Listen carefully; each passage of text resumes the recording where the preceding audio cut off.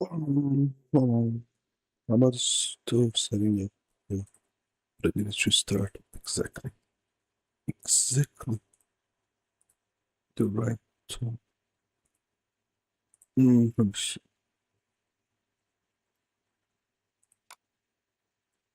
Yeah, 11:55. I don't know. Check on this later. This and script. What is this? No.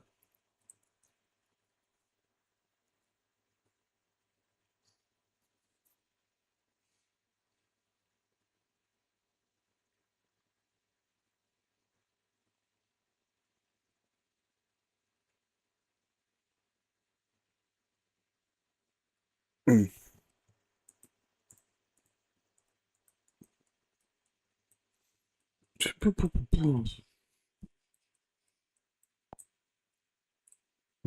Mhm.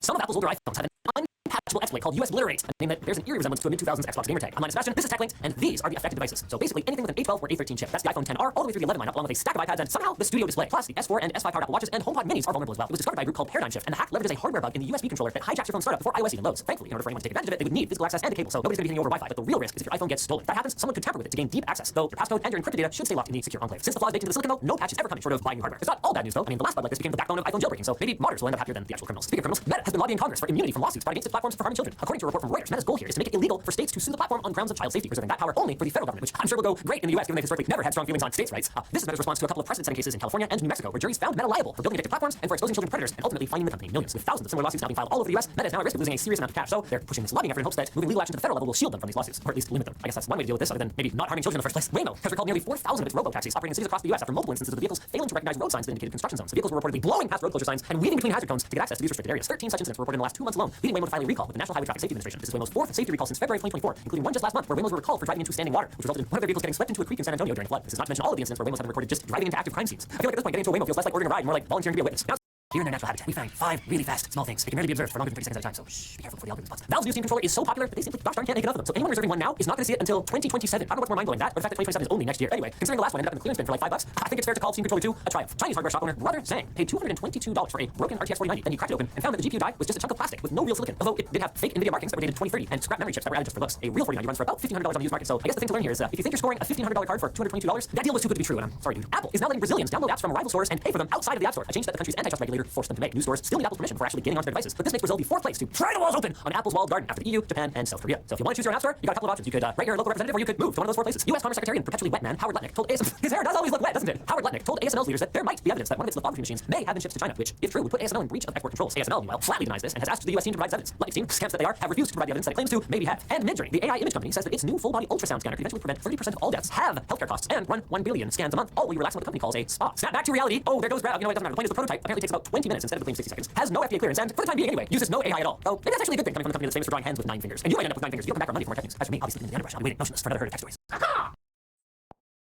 Hey everybody, how's it going? All day. Welcome to today's episode of How You Getting Fucked. I'm your host, Louis Rossman. This is my co-host, Blackberry Kitty. You're just gonna sleep instead of stand up for the video. I guess you're a star. You get to do what you want. Today we're gonna be following up on a video that I did on Volkswagen and how they were limiting people that use their products. If you buy a Volkswagen car before, you used to be able to use an application called HomeAssistant to access your car. HomeAssistant is a great open source application that's made for the Internet of Things, except it's not a piece of shit. It's open source, so you can see source code, you can see and verify they're not selling your data. Because it's open source, they can't run anything. If they decide to say, hey, now you gotta pay a monthly fee for it to work, it being open source, somebody can literally delete the code that is putting that lock into place and just continue using it. It's curated by the community. So whatever features you want, you don't have to wait for Volkswagen to code the features you want. Oftentimes the community does it themselves and have a lot of features in it that were not present in the stock Volkswagen app. If you want to charge only when you have a surplus of rooftop solar in your house that your car would be essentially filling up for free, you could do that with HomeAssistant integration, but you couldn't with the Volkswagen app. There are a number of different things that you were able to do with HomeAssistant that you cannot do with the official Volkswagen app. So a lot of people chose to use that. And what Volkswagen is they closed off their system so that you cannot use any other application with your system. You can only use the Volkswagen app. But now they decided to do one better. They decided to make it so that not only can you not use their car's connected system unless you're using their app, you also now have to use a very specific operating system in order to use their app. So their Android application is not working if you use any other operating system on your phone that is based on the Android open source project. You have to be using the manufacturer's supplied image in order for it to work, which is a very big problem because as a link down below, there are a number of things that Google Play Services does on your phone that acts essentially as spyware, and many people want to be able to use Android. They just don't want Google spying on everything you're doing all the time because that's just like, no, I paid $1,000 for the phone, it's mine, and other operating systems allow that. One of them is Graphene OS. A Graphene OS user was having issues with the Volkswagen app, and they contacted Volkswagen and they got this reply on this special form. Hello, thank you for contacting Volkswagen Digital Services. Please note that the use of the Volkswagen app is only supported on iOS devices and Android devices with supported operating system versions. On devices with alternative operating systems, so-called custom ROMs like Graphene OS, Lineage OS, other solutions installed. Limitations or lack of functionality of the Volkswagen app may occur. These systems are not part of the supported application environment of Volkswagen for the Volkswagen app, which is why we unfortunately cannot offer technical support in such cases. The reason for this is that the Volkswagen app relies on security relevant system components to verify Android standards to ensure reliable secure use of our digital services. So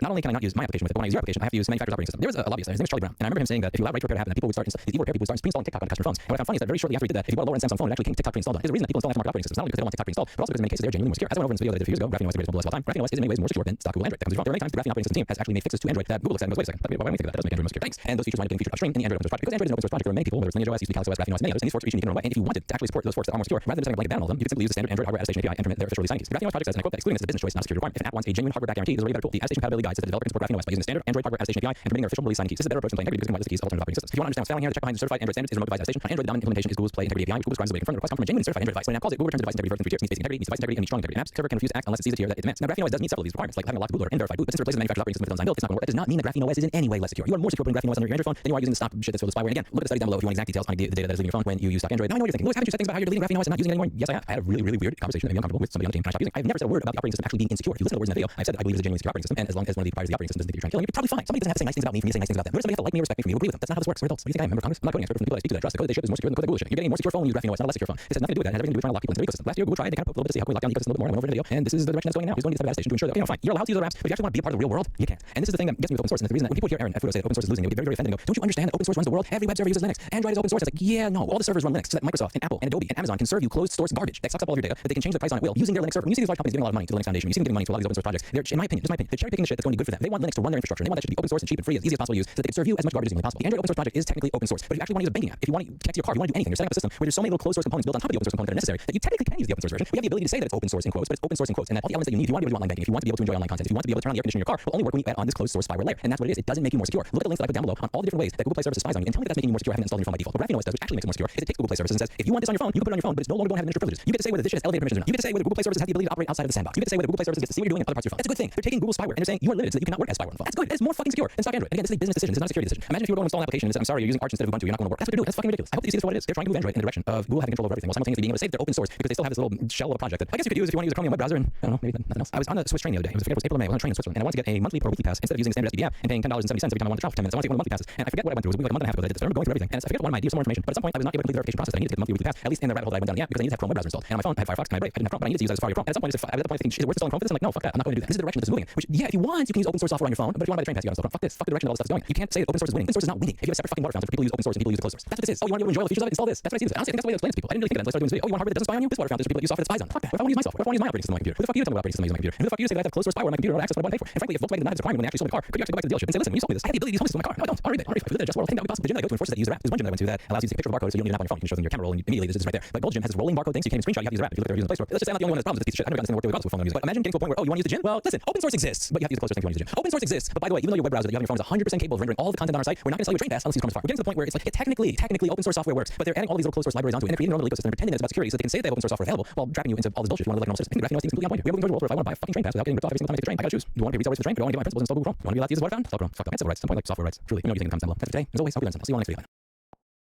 Welcome to the WAN Show. We have a wonderful show lined up for you guys this week, but it does have to start with some bad news. Remember some of the trepidation that we had about Xbox's new leadership? Well, it looks like things are going pretty good for a bit. And then boom, rug pull. Back to the bare floor trepidation we had before. Things are not looking good over there right now with rumors of potential studio closures or divestments or even spinning off Xbox entirely from Microsoft. There's some good news this week though. Illinois may become the first U.S. state to ban drivers from wearing smart glasses. Seems like a smart move. What else we got? The Steam Workshop was used to spread malware, and Stop Killing Games it was ruled against. Okay, those are choices.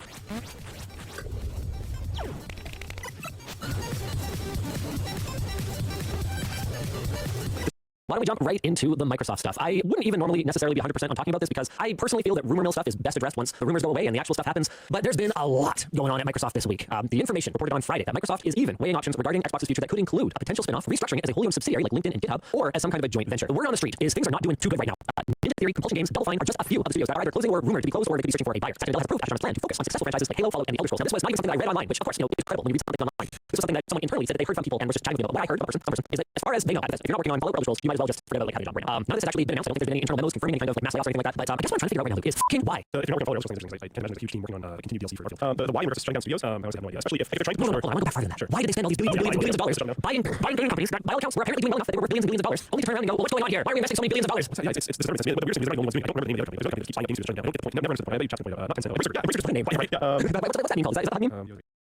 AI review. Nice, solid. Razer quietly canceled 29 unannounced games and shut 7 studios within 6 months last year. Here's an article from GameSpot. What kind of business model is that? This is my point. Like, what are you doing? They're super known for buying studios, and then they shut down an incredible amount of studios they bought. And it just it's not just Razer, it's not just Microsoft. It's like I saw some comments like, I can't see it. It's like, it's competitive. Whatever. There's so many games out there. Like most of these massive studios are mostly getting destroyed by small. Some of the studios that are being bought are small studios. You're not getting wrecked by like AA, which is maybe what you consider like Larian. You're not getting the I'm just thinking, like, what do you think Double Fine is going to reduce sales of Halo? Like, I don't understand the competitive advantage of buying Double Fine and shutting down. But I think Double Fine for a while is not a great example. Like, I don't see it in the games industry buying acquiring these companies shutting down as a way to actually make your games more attractive because there's just so many games. You're not going to accomplish the goal of shutting down studios to reduce the volume of games in like these various I mean, in fairness, but Double Fine latest got to us a while ago. Let's have a look. And it's just an actual legitimate question. So here's a few things. they were always like smaller. Okay, is this in order? Is Kiln new? Okay, this is apparently brand new. How many people are playing Kiln right now? Double Fine's Mostly positive. 136 people. That's not a lot of reviews. How do I can't find it. Oh, you can see the 100 most played. Well, I doubt 100 reviews is anywhere on here. Oh, wait, I hate when it does this. One. I found it. Where? And I can't doesn't actually jump to it, and or it's not actually here. I can't tell what I'm looking at here. The crazy part to me is that it's like I probably your search because your Steam search as well. That makes sense. There's that makes sense. The thing that kills me too is like I can understand why they might look at the current climate and go, yeah, sorry, why are we even bothering to develop new games at all? Most of the games in the top 10, you have 1, 2, 3, 4, 5, 6, 7, 8 free plays, and all the paid games, one of them is like a new sort of viral meme game that is $5. Taskbar here, I'm assuming is an idle game, which is why it's showing up. It's probably I've never heard of it before. I'm assuming you get like rare card things. And it's just like that banana game that we found. Most reviews free play desktop companion. Yeah, so like whatever. I don't know if that So basically everyone's just playing Counter-Strike, Dota 2, PUBG, and 5 minutes GTA 5 and Bongo Cat, another idler. 5 minutes GTA 5. Yikes. So apparently a hackathon project, about 8 people. I'm gonna look at their wallet. Teams close so I'm gonna Whoa, I'm getting some mixed information on Kiln. It's a really small team. I mean, in the context of it has 100 reviews though, does it probably even matter how small the team was? Yeah, like how big the team Double Fine is. I see. I honestly, I think that's, oh man, how do you deal with that? So you've got a relatively small team in the grand scheme of how big this business is. This business is not even targets overall. But like, it feels like to go after these relatively small projects when realistically, one of the biggest failures at Microsoft from a game standpoint over the last 10 years is that Halo Infinite failed. The amount of money they put into that, it would eclipse whatever Double Fine has spent making every game Double Fine has made probably ever. And in fairness, that unit has been also not left intact. I don't know, man. I think you guys recently last man show, we were feeling good about the things that Astron was saying, the things that Xbox was doing. In her defense, I don't even know how much this is. Right. It's very clear that Satya Nadella is super down with this vision. I expect this may have been passed down to a certain degree. He's been fairly vocal about like, yes, do this, please. Yeah, and he's also been pretty vocal about that Microsoft has profit margin targets, and either we hit them or they're over. But that's tough when you're trying to win your way back to people's it makes you wonder what political, like Game of Thrones level stuff is happening at a company like Microsoft, where Phil Spencer's out, new CEO with an AI background rather than a gaming background. He's in a bunch of public statements made about like rah, let's go Microsoft, we're gonna rejuvenate this business unit, and then immediately after that, the rumors start swirling that they're basically gonna like pull the plug on it. Essentially, is what it seems like they're doing. And then like, did she just get sacrificed? Was she not? I don't know that. Was I trying to get her? I actually can't tell. How could you possibly hope to execute on like the vision that they seem to have for the Xbox brand? Exclusive content. If your first party studios are on the auction block, can somebody answer that for me? Yeah, it's tough because there's other things like I've never heard of Kiln before, so I've been on a journey of dodging the overview and pointing things about it. And it feels like a Xbox first title. With Steam stats. There might be more playing. What are you playing? 4 in game for Kiln right now. What does that mean? Official ads, 4 in game for Kiln. Are you like looking for servers? It says it's a pottery brawler, not just like a fighting game. Yeah. But apparently I'm finding some information because I found like people playing. How do they know that? But it's not originally launched on Xbox. I don't think originally launched on Steam. So like Steam information is not necessarily that interesting. Right? I don't know how accurate it is. Yeah, Steam, yeah, it doesn't matter. I don't think the 4 people on Steam or whatever is like. It tells us a little bit. If it got kind of viral on Xbox, last time there's not a lot of Xboxes, so you know maybe people play on PC. It's a little bit. That seems like not many people are playing that. That's unfortunate. And speaking of like less than 2 months ago. So, oh boy, next one. So it peaked at 193 players. So pretty much doesn't matter how small the team was that worked on this. If you had peaked at 193 players, that was probably not a success. Here's the other interesting part. Is how long did it take him up? So it really started in 2019. Yeah, that was my reaction. Apparently, Kiln started this project under Double Fine's Amnesia Fortnite, was an internal game jam. That was in 2017, but it was it takes a long time. Simple as teams pulling other projects while they're working on Kiln. Right. So Kiln was like a side project type thing, working on other stuff. Until after Psychonauts 2 was done, that developers could really start working on other stuff, and then that's when Kiln came out. All right, so here we go. Here's Double Fine. Maybe Double Fine. Overall positive reception, but 2,800 follows and 4 online. People 193. The previous year, the Keeper peaked at 191, and currently has 2 people online. Psychonauts 2, yeah, people still playing that. This is an order of magnitude bigger game than Kiln in terms of follows. Has people still playing it today? Keep it 7,000. So the last time that Double Fine released something somewhat relevant was 5 years ago. Keeper's also a single player game. I think being able to be done with games is okay. Psychonauts 2 is also a single player game. Yeah, still being played more. That's obviously yeah, and what I'm trying to say is these two are people were done with it before they were playing it. Yeah, both these two were just absolute flops as far as I can tell. I don't know if that's a good metric. Especially when Xbox first people game has been free. I don't know how much that impacts things. Is there any way to look at metrics for Xbox stuff? I don't know. Not aware of. I think your game isn't like a complete banger, and it's Xbox first. It's going to be really hard on other platforms. The thing is, like, if your game's not a complete banger, you're basically kind of boned these days. From what I've heard, game development is very much like pushing, where the vast majority of money is made by the handful of projects that just absolutely rocket ship, and most titles that are released on Steam do not make any money. So I mean, I'm looking at this one, like, even if this was 100 times as successful on Xbox, you have a peak number of players of 20,000 would be pretty good, except that if most of those are on Game Pass, which is your subscription service anyway, it's not incremental revenue. How many people are Double Fine? 100, not cheap rolls either. Yeah, dude, this is tough, because it's like, I love Psychonauts, and I think it's one of those things that's like extremely emotional for people. Like, we don't have all the information, but I think it's very severely lacking information. what I think we do know is that it's clearly been managed for a really long time. And I think what's frustrating for me is that they finally made changes at the top and looked like an attempt to address this. And now I feel like we're kind of I think that's the best way I can summarize what's frustrating about what we're doing right now. Is like, hey, we're gonna turn around and we're like, yeah, let's support that. And it's like, oh, actually, no, Psych, we're gonna do what we've done before, burn everything down. I look at something like Psychonauts, which again, Xbox first, I see overwhelmingly positive reviews, 8,300 reviews though. I see multiple people in chat point out. I played Psychonauts 2, I loved it, I put it on Game Pass. One of the problems I have is you lose traction on other platforms. Yeah, it does super well on Xbox. It's hard to have the traction of the reviews and the people playing, it make it rise up on something like Steam. So it's like we've talked a few other times about 2 great reviews in every game. I've talked about how, in my opinion, it can be very bad for you to be part of these Game Pass type subscriptions because it can really hurt you on these other platforms. You just don't get that interaction. I wouldn't be surprised if that's on this. I wouldn't be surprised if people are less likely to interact with things like reviews and comments if the game came for free in Game Pass. There's still things that they have. They're not as emotionally invested. They spend the 80K in or whatever it is American or wherever you're from on the game. You're not as invested literally. I'm way more invested literally in stuff that I pay a lot of money. Way more spend a lot of time on in order to achieve it. In this case, it's time equals money, right? So let's take something like my motorbike just finally done. I'm way more invested in that paint job, even though like, it necessarily didn't cost me. Even if it didn't, like the fact that I invested my time, which is equal to my value, right? I put that into it. I love it more for having put all that energy into it. So the same way when I was a kid, I saved up and I bought a game. I wanted it to like, I wanted other people to like it too with me, and that was exciting and emotional. Whereas no, I would not be. Again, I also I'm not a psychologist, I haven't studied this, but I would not be surprised if somebody just playing something that's there, it's in front of them, it's a Game Pass subscription, without investing that money in the acquisition or that anticipation. Yeah, I'm surprised if they were not as evangelical about how great it is and didn't create enough for enough. Yeah, I think I heard a lot. I think that hurt in ways I can't understand. I imagine it can hurt in ways that nobody understands. Like it's just such a well-reviewed game. It's like with the Microsoft card, though. The reason I brought it up was because I had to go back that far to find a relevant Double Fine game. Microsoft purchased this studio in 2019. Yeah, so they developed that completely before Microsoft card. Oh yeah, they published it afterwards. Yeah, they published it 2 years later. So they haven't developed and released. So it was on Steam 2 years later. It was earlier than that. That's another thing. That's something else people kill. Is like when did it end up getting released on? Because like, man, I'm getting too much. But GTA 6 is coming out on PC right now. GTA 6 will still be massively popular on PC. I don't think every game gets that. I think a lot of games have hype cycle. Kiln was something interesting. It just didn't resonate. I do think like if something is released in Game Pass first, and you have that hype cycle, you have to have 2 hype cycles, you have to have 2 wherever else. That's something where later on. I've seen that so many times. There's a lot. Hardware companies try to do the same thing. Like, think back to I forget what GPU was, but NVIDIA tried to have an announcement embargo and then a specs embargo and then an unboxing embargo and a review embargo or something like that. It was either 3 or 4 separate embargoes that were anywhere from like a week to 2 weeks apart. They were trying to like create this massive extended hype cycle. And I remember telling them, like, no, we're not doing this. Like, I'm not gonna just like open the box and not be able to, because there were things I would need to be able to say in order to even give informative unboxing that I wasn't able to. And they seem to most of that stuff. It's hard to tell because it was last GPU. Yeah, like I saw something I saw something like highly anticipated box art for GTA 6. I remember like we finally have a first like highly anticipated box art for GTA 6. I was like, man, I'm so sorry for whoever wrote this article. AI agent. But also like again, back to like not every game gets this. They are genuinely probably like the one. I don't think there's anyone where anyone really like highly anticipated box art. maybe at certain stages of other games. I feel like right now it makes me that. I don't know. You go through that upcoming game, like some type of No, because the GTA's box art is iconic. I'm trying to think of another franchise's box art that has, because it can't just be anticipated games. This is maybe the first negative thing I ever say about this show. I don't think most box art was that amazing. No, it's not. And more importantly, though, for this comparison, it doesn't have a legacy. It doesn't have a history. Whereas the GTA box art has both the box art does. Like a GTA poster is the kind of thing that literally there are adults today that were children without on their wall. From GTA 5 who are now grown into adults and who are anticipating the release of GTA 6. People are like, whoa, I'm amazed you said that. Actually, why isn't there Scarlet? What the hell? It also feels like Star Wars, which was modeled after previous film movie posters. Like, it's not iconic. And like a GTA, that could only be GTA. That's why. I think that something like a Diablo has a very iconic box art. I would say Elder Scrolls actually has a pretty iconic box art. The fact that this exists at all is a decent indicator of what you're saying. Yeah, but nobody would be excited to see a new Elder Scrolls box art because this is cool. What I'm looking at over here is cool. And it's not just cool because it spans such a long period of time. It's time capsules of cool, spanning back like 20 years, more 30 years almost. Like, give me something equivalent. Like, even Nintendo with their prime IPs, like Mario Kart or Mario platformers or whatever, they have taken such a different approach over the years that you don't have that. Like, other than the first couple titles here, other than the first couple of titles, there's just 1 and 2, which are I believe they're both popular. So the second they really got the real identity of GTA, they went to GTA 3 and got this box art. Yeah, that's pretty strong. Yeah, that's a statement. It's like we nailed it. Now it's just that, but cooler every time. That's cool. We had the whole thing. This was like Nokia chat. It has to have a helicopter. Okay, that's interesting. Didn't know that. It's got like pontoons this time. Sure, it's a cool helicopter. Everything about this is cool. It's my idea. I guess palm trees are a little gator on there. But it does give you like information as well. Yeah, I was way out of let's go. Yeah, I mean, that's a good point. But still, oh my god, if some other game did this, I'm sure some other game has. So they stick with like a trend and it looks cool. It doesn't really matter as much because it's not GTA. Yeah, you know what I'm saying? All right. Yeah, dopamine sites are letting users shop without buying anything. It's actually like this. shattered my brain and I had to put all the pieces together and then it exploded again. But I was trying to understand what the heck somebody was talking about when this first started. You talked through it, and I actually have not tried it yet because I want to do a lot of dopamine sites. A new wave of these dopamine sites let people go through the entire online shopping or food ordering experience, like the whole thing. Then you start browsing, adding items to cart, and checking out without actually buying anything. The goal is to scratch the shopping itch without spending any money, according to reporting from Business Magazine Fast Company. Some users find it surprisingly satisfying, while others see it as strange or stupid. As a solution to overconsumption, window shopping for people who can't stress. Sammy says, my prediction is I think this will be used to store customer data so companies see how customers shop. Yeah, for sure. I'm certain this is a crazy data harvesting. And why? Because you have no way of knowing that people shop exactly the same on fake sites that we don't know. I think it's what people are clicking on. I mean, it's not real things anyway. I guarantee you this is just the exact same background stuff. It's just different AI plates. Yeah, I don't think it's related to the game here. Or at least I think they package it and sell it to someone as being that even if it's to be behind it. Apparently these are the notes, but apparently as far as it goes, it is like I said, the whole process. So you can go to a store, you put in your credit card info, you watch the tracking information, you can see it show all that jazz. So like seriously, typing in this information is something people want to do. This is the worst. Somebody doesn't autofill, I get pissed off. Leave it at the door, don't knock, you might wake my handy dog. Can pay what kind of I'll pay minutes. My turtle is on the way to club. Okay. Cool. Is that cathartic for you? Well, it's not supposed to be good. Okay, I don't use food apps. So maybe I can find a demo shopping site that isn't food app. Yeah, we're supposed to have that as well. Okay, where do I find more of these? Where do I find more of these? Why is it fake online shopping? Because that's the one. Any How are actually doing this? That's another thing. Is it just a news topic because it's so crazy people talking about it, or are people actually doing this? I can't imagine many people are actually. What is dopamineshop.com? Dopamineshop.com. Okay. Of course, the thing in the front of it is a $4.90. Okay, buy everything, pay nothing. The only on store on the internet. Okay, so shopping. Because this is something I do. I shop online. I don't not usually for food. So that's okay. So yeah, I'll shop for something that I actually care about. Let's go for PC stuff. Obviously, I wouldn't buy a fully completed PC. I would find some parts. So why don't I? It goes to $4.90 scroll. Make up scroll. Well, I mean, that would be interesting to the target audience. I think that would be pretty common sort of online aspirational purchases, right? So I got my $4.90. Okay, these are really cool. I can these cards. Actually, 90 days to make believe, fiction, news, field, and fictional. I imagine this is like partly just like liability, man. I'm getting money if you convince someone enough that it's real. Maybe I could, I don't know, something free shipping from the other side of the world. 12 payments with 0 imaginary interest. There's a lot of reviews. So I guess that's probably just a random number generator. Okay, it's just GPUs. Can I the whole system? Okay, can I buy like a Ryzen CPU? No, I can't even buy just CPU. Oh, here's one. Alright, I find something interesting in the DDR5. So I'm shopping DDR5. Where is pricing from? Yes, that's game 5 motherboard. Oh, no, okay. Anything motherboard? Okay. I mean, game 5 okay. Yeah, it's cute. Oh, okay. Platform. Sure, that's something. Storage factory default. Hold on, right now. So my card pictures don't change, guys. Any case, PC case. Oh, okay. Case. There we go. Okay. So no, this case. I need case. One of those. Yeah. No. Cash US. I didn't Canadian. I would imagine they would be pulling this from somewhere. They can't be too random. It would be just super. These all seem like they're kind of close to someone's pricing, but then there's just like R&D. They'll make homework, make a difference in the copy, so they can't tell who shop for a budget or whatever. Yeah. Okay. There we go. So I SSD. Right. Everything deals. So I can browse deals. You know what? It's not. But I think it's easy as someone who doesn't suffer any kind of ill effects from like online shopping dependency of any sort for me to say to be dismissive. But having used it a little bit already, I can see how that was a concern for somebody. It's too much just blow your money online. This actually it scratches the itch a little bit. Yeah, a little bit because there's no risk that I will actually buy like cool please. No, there's no risk that I will buy it. Except I could see this app exposing me still to a product that I otherwise wouldn't have found. I would have thought I was just harmlessly browsing, and then I will ultimately turn around and go buy something else. Wow, this armor thing on this 48 looks really cool. I could do a sweet like green. I'm starting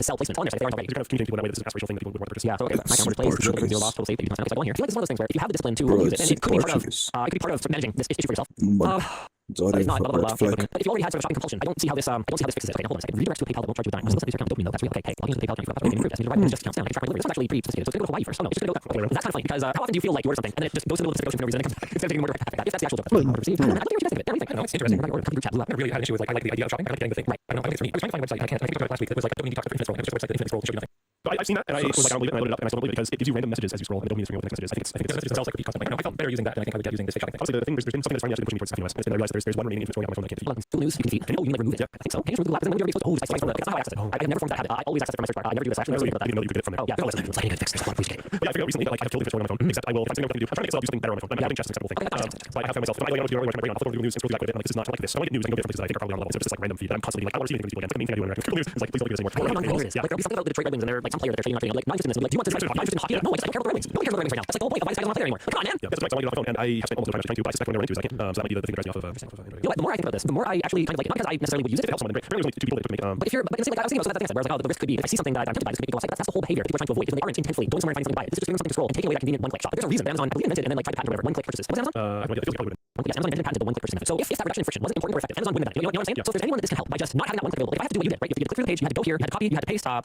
Sure. Okay, you had to do you to do something. I have to go find it in stock. Yeah, Bob, I have to click the thing. I have to do this. That didn't even it disappeared because it doesn't care about selling GPUs anymore. But we see it anyway. We're putting friction in a place where the other app on their phone that does this doesn't have that friction and just says, oh, you want it? Here you go. And it took actual money away from you. Like, the more I look at it, the more I'm like, okay, if this helps anyone, then sure. Also, with the help of chat, you long press on your home screen, home screen settings, and you disable swipe text Google. I actually don't think I'll start doing anything that you do because the swipe text Google always trying to get rid of all the scrolling out because it's like muscle memory. Right, yeah. And I have muscle memory, so I can decide. So as long as that doesn't work, I'm sure that will happen. And I'll go to Reddit. I told you already that Reddit did me a huge favor when they sent me directly to our stuff because I in the same way, let's see what's going on, right? So it still exists, but the only way to access it, and this is actually kind of amazing for me, is pretty inconvenient on mobile. So you have to go old Reddit. Oh, right. And on mobile, this is a terrible interface. Yeah. I can't see thumbnails for crap. No. And it makes me use it way less actually. Every I have Reddit installed, it's showing up. Everyone's allowed to use access to browser. Something I love is that we'll put a thing. You have to use the app now. I can't see it anymore. And I'm like, oh great, I just close the browser. I just didn't install Reddit. I just didn't have it. And so I actually have muscle memory to fix that. No, I don't like it. I'm completely okay with it. Are you sure? No, it's IB system. I'm sure because I'm on Firefox. Reamer says both have all. I don't think on the app I don't know how to use the app, but I know that for maybe that's not true anymore. I know that for a while you had to do both. No, it's not there. Just use the home page. Just not the page. So I just did view an app and I just had access and open. Oh, I did put it on actually. Everyone has to do something moderation related. I haven't touched that, so I'm sure Close. Yeah, check in. I'm completely okay with it.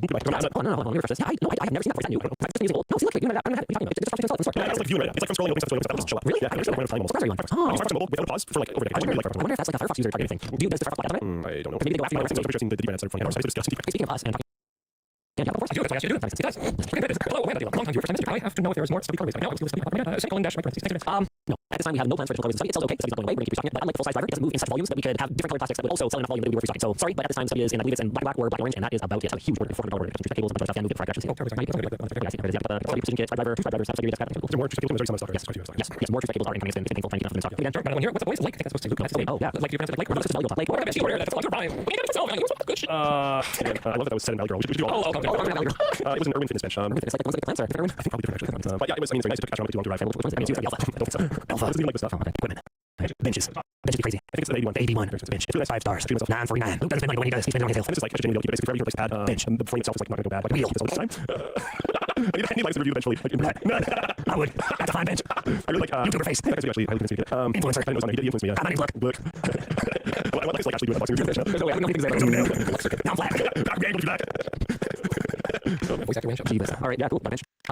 So when you were mad that it didn't arrive on time, you said you were bench pressed. Oh my god. I was actually like pretty cheese. I thought I read somewhere. It was going to take a month. Because it's like, would you say that you had to wait? Oh my god. that was actually good. When there were no accessories, did you see that you had gotten everything unboxed bar none? I was really wondering where you were going with that. Barnum's pretty good, I think.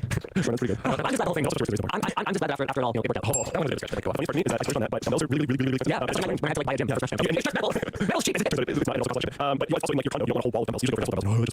So like it's just adjustable metal. It's so expensive and it breaks easily. Disrupt this market. Adjustable dumbbell. Yeah, I don't know. It's like a double site just digitally, so they change the weight. But yeah, so I decided to not buy fancy adjustable dumbbells. I borrowed the old school plate loaded adjustable dumbbells my parents are using because they have like actual dumbbell. And so I have these like old slightly rusted. I think I'm describing this with the Russian gym. And then I have that paired with non-matching plates. I can load them up with I think it's like 65 pounds each. One of them has like 3 perfect matching plates in the bar and that's it. And the other one has I think it's like genuinely like 5 or 6 different plates on it. It goes all the way to the end of the particle. So it's kind of insane. It's funny that we don't seem to ever be able to move beyond that. I bought Icon West and I harvest windshield wiper houses and put silicone in. That's why you bought $950 flat surface so you could use this custom rusted. More than my computer chair. I spent a lot of time. I really like it. We are supposed to on one thing and only one thing. But it's not. It's not about the splurge. It's about the like I have one. I spent genuinely months going on Facebook Marketplace trying to find a used bench I could buy. It was just garbage, like rotting garbage. There was no options. I was really hoping to find like some gym that closed and have a Atlantis bench. I really like the Atlantis bench. That's the community gym that I often go to. Never found any of those. When I bought this was like pretty close to peak. I was at Canadian, so I looked at Canadian, but almost all the weightlifting equipment manufacturers are American overseas. So like I kind of ran out of options. And this one was apparently like some others in the East in Canada. So it's like they didn't making things. So I was like, all right, well I'll be able to buy this one and buy this one instead. It seems like no. And this is like the type of stuff I was finding on Facebook Marketplace. Somebody died in this garage. Yeah. Sorry, but and I spent months. So it just came down to like, okay, well, what about Canadian? And I want like actually hopefully be actually Canadian, not rebadge somewhere else. And I don't want to buy some like something like that. Facebook Marketplace actually resell a bench. I kind of ran out of options, and then I watched Black's video. So everyone was like, he mentioned the video that's Canadian. I was like, okay, well, it's like my only options. This one, I tried to do the same for dumbbells. It was like $2,000. I was like, I'll borrow my parents. I spent like crazy money on the flat surface. Maybe one day you'll be strong enough to hold dumbbells up $2,000 worth. It's not this big. Yeah, I'm already like overweight for the unfortunate reason. That's true, but I'm already like I can lift more than those dumbbells. So my argument is at least I can do something at home if I want to do extra. It's nice to be able to like have a burst inspiration at home. Actually, just you know a lot of it. You see, a little bit. Yeah, honestly, ever since I started, I've been like traveling for context, traveling for stuff. There's been a lot of video projects lately. My wife brought home a bunch of chicks and ducklings. So it's a thing. It turns out you can. Oh shoot, it was something I was going to talk about on my show, and I totally forgot to write it down. And now I guess I won't talk about it. Anyway, yeah, so it's a thing. There's like multiple services that you. It's not that cheap. It's like $200 or something like that. But they kind of do everything. They bring you some incubators and they have lights in them, and they give you these like little shiny, magnifying glassy things, and you can like check them every day and watch the chicks and the ducks like develop and grow inside the eggs. And they do like all this documentation stuff, so the kids can like learn about bird development, and then they hatch and like it's really exciting. And then they bring you like a little habitat for them and like all food and water. Turns out ducklings need a special water trough for them that they can't get their head into because they just have like an instinct for their head in water and they'll just die from their stuff doing that. They'll just put themselves in like this much water. Yeah, I mean it's a miracle right in the wild. And then you just like keep them and you like take them out and play with them and share everywhere and pick the birds. And then when you're done with them, you basically just like put them back in the enclosure and say you're done, and then they take them away. And it's Yvonne and the kids especially have absolute classes. We have 2 ducklings right now and 4 chicks, and the cat's Panda in particular is super into just watching them walk around and make little sounds. Obviously the enclosure like latches and the chicks are not allowed in the enclosure when the cats are around because that would be really But I mean presumably for a farm somewhere that just runs this like a side hustle. But it's like very white glove honestly. They literally like come to you and drop off the enclosure. My sister she's like, oh yeah, no, I've seen this before and their thing and maybe there's like used to be companies looking to do it. I'm so much girls gonna have this next week. Oh yeah, they sing. Yeah, I'm sure. Yeah, because they're like, you know, farm animals. Yeah, they're really cute. When the ducklings are first born, they're like the stupidest thing. They're like waddle like this and they're so cute. It's adorable. Have you seen a like very frustrating puppy? No, there's some like feet are enormous. Their feet make no sense. For some reason, feet are so higher scale than like how humans are born with a liver that's almost full size or something. Babies, I read that somewhere. Check that. Babies big liver. Let me check. That's normal. For healthy babies, it's proportionally larger liver. So white belly also big. Self belly also comes from 2% value. Newborn babies' liver is 5%. So no, it's just big. It's not like full size liver. Kind of big eyes too, according to Ruker on Infant Chat. human babies. Yeah. I don't know. That actually makes a lot of sense. Anyways, I don't know. Just a lot less. This is amazing. This is mostly funny. Tesla self-driving safeguards apparently defeated by bulkheads. So this is a product you can buy now that has a little suction cup that you stick to the top of your car and you can Oh my god, that's really funny. you can see on your phone. Being very looking at the road. It's so funny. It's also funny because if you smash this thing, your insurance definitely gets that. Yeah, definitely would. So it's a camera that tracks driver's attention during autopilot and full self-driving use. And so the heads of position such as like you see there, that fools the safety system thinking you're a very attentive driver. And Chinese e-commerce platforms selling these tiny plastic heads as travel companions and dashboard decorations for as little as $10. Our discussion question is, I don't know if we're going to discuss this again, but does marketing drivers technologies as autopilot and full self-driving supervise tactile encourage drivers to assume they don't pay attention to what the car is doing? And we talked about this extensively, and there's finally a class action in somewhere over in Europe. There's a class action that has about 7,000 people in now. Basically, yeah, so that's self-driving thing, and not just for people who bought full self-driving software package, but also for people who bought these cars that will never have full self-driving. Hardware apparently getting really good. Now that I'm done with that last comment video, procurement is on getting your hand on hardware for cars. So I think what we're going to do is either we'll buy one or I'll be able to trade somebody internally because there's a couple people that actually have hardware for cars here, and somebody do it and take the hands for a month, and I'll trade Tesla for a month. We'll call that fair trade. But yeah, I don't know. Crash it. That's such a fun. If I do trade, then like that seems like a win. But yeah, I'm definitely wanting to try hardware for apparently quite good. It's just like my only issue with it has been the false representation because when it wasn't and when it still isn't, it's completely honest. It's not. So when it isn't, I really believe strongly they shouldn't call it that. That's it. And I don't. It's kind of wild to me that to some people that's a bad thing. That seems like objectively a good thing. When something is not, then you said it is. That's scam. That's fraud. That's false advertising. You can use whatever you want for it. But false advertising, don't do that. Or shit anyway. Maybe it does. Maybe it's just Maybe that makes sense. Here's a cool thing. There's a new 3D printing tech using elliptical laser beams to stir molten metal and create alloys on demand. The coolest part is that existing machinery can apparently implement this making software, meaning more convenient, stronger alloy printing. Researchers at NSC figured out how to mix metal alloys mid-print just by changing the path of laser tips. Instead of melting laser melt powder while tracing straight lines, and each melt pool only lends ingredients a tiny bit. This researcher Ho Young instead programmed the laser to draw continuous elliptical loops as it moves, physically stirring the molten pool while it's still liquid, like whisking the metal together. There is a bit of a catch. While some existing metal printers are already in the field, could in principle be reprogrammed to do this. Commercial 3D printer software can't draw these patterns, so the team had to make their own from scratch, and they proved that using RHA-19, a dense high-entropy alloy, really lightweight titanium alloy, combining them combined into a new alloy in real time. That is so cool. That's a quick primer here, and I'm not an expert on this. Hopefully, whoever put this topic knows about metallurgy. Most traditional alloys are running small amounts of others mixed in. Steel usually a high-entropy alloy. Instead, blends 5 or more metals in roughly equal amounts, which can make it exceptionally strong. He uses the problem is the melting points, so they tend to separate into weak watch regions as they cool. So basically, exactly the problem with this stirring technique fixes. So the long-term vision is always on demand. So instead of stocking different premix powder for every alloy, a single printer loaded with basic element powders could blend custom alloys on the fly, which cut material costs and even allow you to very composition across single parts to replace welding. That's really cool. Yeah. Wow. This is like metal printing already. Absolutely my first time. I was on it. It feels very space age. Very Enterprise. Yes, this is Star Trek. Yeah. Like, this is like actually a replicator of metal. Yeah, that's metal AF, you might even say. That's really crazy. Yeah, I was reading about this because I was like, What are you talking about? and it could be like backported onto existing machines. Like the software update, the whole thing is just kind of wild. That's really cool. Yeah, like I'm trying to imagine like what would I do with this is one of those things where I feel like my imagination is bottleneck. Like, Mostly more limitations you can. what could I create? Like I could create a part that it was like solid here, then like has a strong element here. Like I could make the hand squeeze it. You know what I mean? Like I have one element here, and I have like a super metal alloy here, and I could make the hand. I don't know. I was thinking about it. Like I'm trying to think, what can I make with this? Freaking almost I think the anything. most interesting part is just being able to rapidly experiment with different alloys if you're doing like prototyping or whatever else, try to find one looks best, one feels best, one is strongest or whatever. Yeah, I was gonna say strongest, but like is the resulting part as strong? I don't think it would be if you 3D printed these versus like cast From my understanding at this time, no. Yeah, so I don't know if you do strongest. But you might be able to do strongest in this geometry. Like not everything is Relatively strongest. Yeah, interesting. Sure. For me, it really speaks to like prototyping stuff really rapidly, I guess. Just cool AI news. That's actually cool. NVIDIA research published a paper where basically they train robot arms to perform some. Is that really cool? Yeah, it's really cool. Is this really all you do? Yeah, so we're not even needed anymore. That's so funny. That is exactly what my note said on the topics spreadsheet one. Let me see if I can hear this. Here's my topic checklist. Yeah. I mean, you don't need how to basics installing a GPU if your robot does it for you. Anyway, what's cool about it is not just that robot arm thing because we had that. Earlier, the director of AI, Jim Fan, revealed that researchers now enable auto research in the physical world and presented a demo reel that introduces an empire. It gave coding agents to robots and allocation GPUs and a whole bunch of tokens before giving agents tasks to solve the possible limiting mistakes. And said all we did was give Codex API to the world of atoms and the rest is emergence. And that once the 19 said that once instructed, robot fleet starts to collide. They look for visual cues. We've seen practical skills, control stack, we can online, big flex, try again, directly on hardware. Agents were able to manipulate robots to complete tasks like sorting precision targets, high and cutting zip ties, installing GPU in a PCIe slot, and pushing a 350T program on a table. Tests also included innovations and different robots included 8 robots working in parallel, solve the tasks significantly faster than fewer ones. Empire runs fully on testing the agents' hypotheses in the world, automatically evaluating systems layers and reasoning characters and trial, deciding what to try next. Hardware reports that the entire project will be open source, so you can conceivably host your own automatic robot lab at home. And it's kind of wild, open source stuff that's happening in the AI space. It's surprising. I mean, I can see NVIDIA's motivation. For sure. And from NVIDIA, yeah, it's so much else, man. I know. The fact that near frontier models like in DeepSeek first landed, it's just here you go, everybody. I'll give you that. I'm assuming that's kind of what you were trying to do. I mean, like, that's from NVIDIA. It's not too surprising here. Just the sheer volume of stuff in the space that's been open source for a long time. I guess one particular is just another one being on the wall is surprising. Want to see the tiny zip timer? Here we go. That's pretty cool. But it's just yeah, Here you go, buddy. Oh, no way. That was a pretty cool move, actually. That was a pretty cool move. Second time thing. Wait for it. Like, blue balls waiting for the thing. Wait for it. Still going. Look at that. End. No. Oh, Why they do this to us? I can't believe you've done this. That's so rude. What just happened? Did the players break? That's crazy. What just happened there? Okay, hello? This player sucks. Yeah, we should use slow playing. Yeah. Help with that. I'm so confused right now. Where's that? They vibe this. How does it work? It seems like it. Yeah, it's just anything. Yeah, nothing works. Is this swap? Have we done swap? Oh man, okay, let me do this time. Let me do this time. Freeze on the screen. Yeah, no, this is working. I can't click on any other things. Fine. They all just tease you. This is crazy. Man, I feel like Oh, yeah, go back to me. Right the controls. Oh, really? nope. In fact, nope there. Yeah, that shows it. Okay, so that's as far as I'm going. All right. Wow.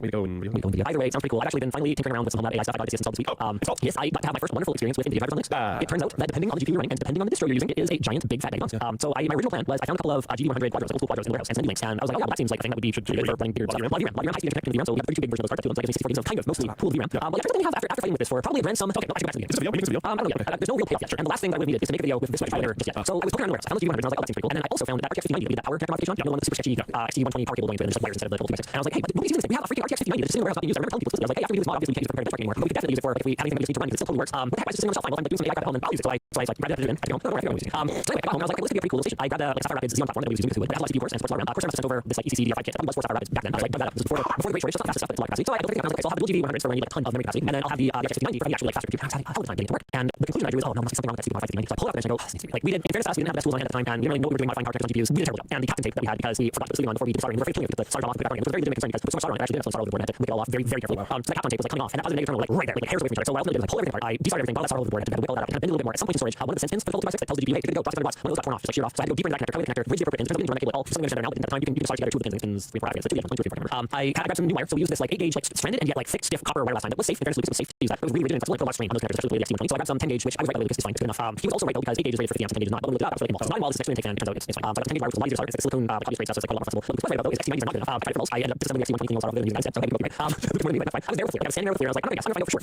What is too much resistance on this car? So finally, after not being able to get the 5090 working in the system, I put it back in and it's not working. I go, holy crap, I'm somewhere on the board. Something's not working. I go, meanwhile, I'm trying to get TV 100 working, and I like can't. It's way beyond my ability to do on my own. I've been like trying to block the Vivo driver from loading and boot and doing all this stuff. And I'm using ChatGPT for stuff. Gemini was actually quite a bit better in terms of helping me get it working. Once again, so ChatGPT for just using Gemini working a little bit better. ChatGPT user shares. So ultimately, was like still struggling getting the G100 working. And I'm like panicking about this 5090 is working. So actually, like I take out the Liquid drive, I throw the 5090 by itself, and I'm like, what do I look through? I throw the 5090 it's not working by itself. Holy crap, I need to test this something else. So I grab my like random Boolean form on the board, so I get second name for system. I put it on the bench, throw the 5090 holy crap, I can't like code 29. This device initialized by the BIOS doesn't match the device. Windows trying to initialize. I'm like, oh no, this is gonna be a hard problem. I take the car off, I take it all right now, I find a little pulse somewhere. Holy crap, was that it? I put it back on, it's still not working. I ultimately have no idea what I did, but I put it on the internet. So then I was like, oh my god, the last thing I'm gonna do is take this again. So now to like permanently do these power leads, I'm gonna do this while it's all attached to the board. So I put the XT1 connector, I take out that monstrosity that Lucas pulled together with like 6 individual leads going into like the iThing. I just put those ample straight into the XT1. So I'm parked there, it's working. I go back to Linux, I put it on, holy crap, that's and I'm like, did I break it? So I go back to Windows, I put the card back on, it's working perfectly. I go back to Linux, and I go, wait, I got the Volta card working now. This is great. The 5090 is not showing up. Oh my god, you cannot on Fedora, at least when you're doing this, don't know. You cannot have two different versions of the NVIDIA drivers. You cannot. The G100 being the legacy driver path, and the 5090 doesn't support that. And the G100 is not supporting the driver. Unlike Windows, where you can have two completely separate drivers, you simply cannot. You have multiple NVIDIA drivers installed. Yeah, the monster says I ran into that. Yeah, but You got the G100 working though. there's good news. And I'm like, okay, well, forget the 5090, we don't need it. I've got the G100 working now. So I tried out, and I was like, oh yeah, like when 3.6 is like the hottest right now, there's all different like various like quantizations and whatever. So I download a few of them. Every single one won't initialize, won't work. I was like, oh my god, it has first generation tensor cores. They just straight up do not support anything. No matter how much VRAM I have, let's run like old ass ancient models. They're basically useless. There was no point in fighting. They didn't It doesn't support it at all. It doesn't just slower. It they literally do not support the rate. I think it's like FP8. They do not support. They do not. I have to look at the exact terminology because it's like free warning. I guess I didn't understand. I thought it would just run it a lot slower. It wasn't optimized for it. It just wouldn't run it at all. That's a lot of the fun ideas I had just code right off the top. So at this point, I go, well, time to rip those off the bench. The good news is I grabbed that RTX 5090 because and I have now fixed it. And I have realized that, oh, I'm not fixed it. I have now fixed it. I can put it on the bench. I had to scrub the old drivers, which as part of getting the old drivers working, I had like explicitly blocked property drivers from being automatically loading because otherwise we're always Sure, yeah. So I had to go unblock it. It was like I'm straight back to my that because there's no way I remember anything that I did for that. I finally get it working.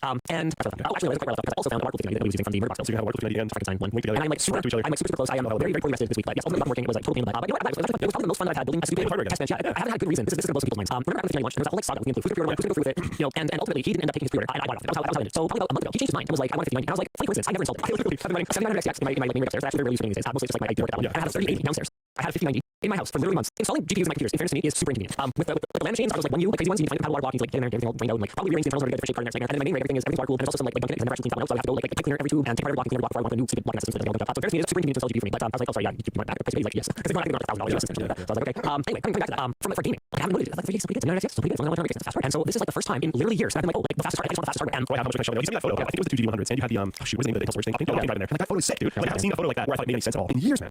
So many years. That picture was pretty hard. I remember, right? Oh, that was exciting again. Right, it's funny.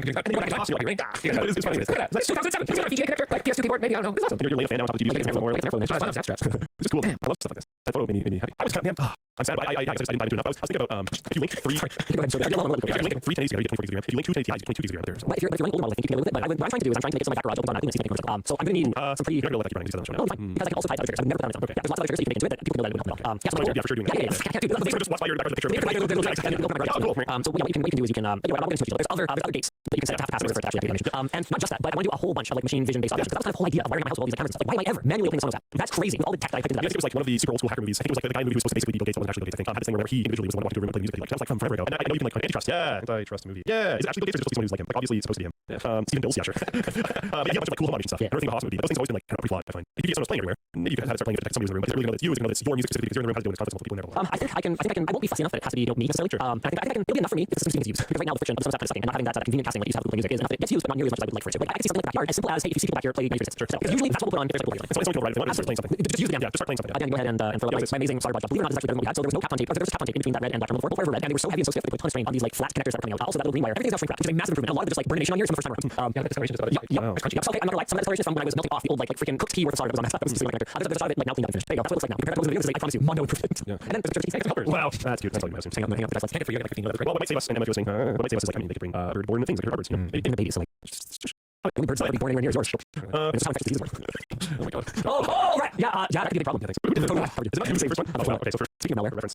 Yeah, that's what it looked like before. So, wow, terrifying. Yeah, so you can see how stiff the wires were, and they were super heavy. So they were putting all that strain on the world's sketchiest solder job. That was even worse than what I just did and showed you. This is better than the wires. Well, it doesn't. I mean, it won't connect directly. Snap off. There's parts everywhere. Yeah, and then if you mess up a little bit, you can see how we just had the 4 pin wires. You can see them go across the connector. Oh, yeah. So we just had them cutting off the stubs of the old connector. So I did that little wire instead, which is something there. And then under all the electrical tape that's between the power supply connector. There you go. Under that was each 6 terminations going into one giant with eyes like with a hole on them. Like I don't know what to call it. Like I flat version. I don't know what those connectors are called. The point is 6 stacked like wash and then one giant washer on the other side, and then like them bolted together. It's like sandwiched together by the bolt. It was scary. So when the cable hits a max after a 1 hour thermal session of about 48, 49 degrees, which apparently is within range, anywhere from 45 to 60 is considered normal for the cable. So we good. So I still got the XT120. That big yellow thing still there, but it doesn't nearly as much strain because it's not like hanging foot over top of it like the void. So do you get actually running? Yeah, this was like not last night. I just talked about the world is so funny. I never heard of Plasma Channel until 2 weeks ago at Computex. I did a video on an Ionic cooling fan thing, and the comment section of that video was just flooded with, you should go Plasma Channel, you should collab with Plasma Channel, Plasma Channel, Plasma Channel. Yeah, and so I never heard of that moment. And then James messaged me yesterday morning. He's like, I'm nothing going on. I'm here with like Plasma Channel. Like, didn't really know yet. They just show up in the evening after a party from my daughter. And I had to go, like, find stuff. He's like, mentioning me on this channel. And I was like, hey, look, you're like really into Ionic thrusters and Ionic fans. He's like, oh, yeah, that's my fan. I'm like, wait, you're the guy everyone was telling you I need to be 2 weeks. 2 weeks. And we accidentally make a video on Ionic thruster. And him sitting in my backyard trying Ukrainian borscht for the first time. And my hand drops off, and he's just sitting there, I guess I showed him like, oh, it's pizza cabbage. And that's unusual. He's like, oh, sure, it's great. So yeah, we would go craft it.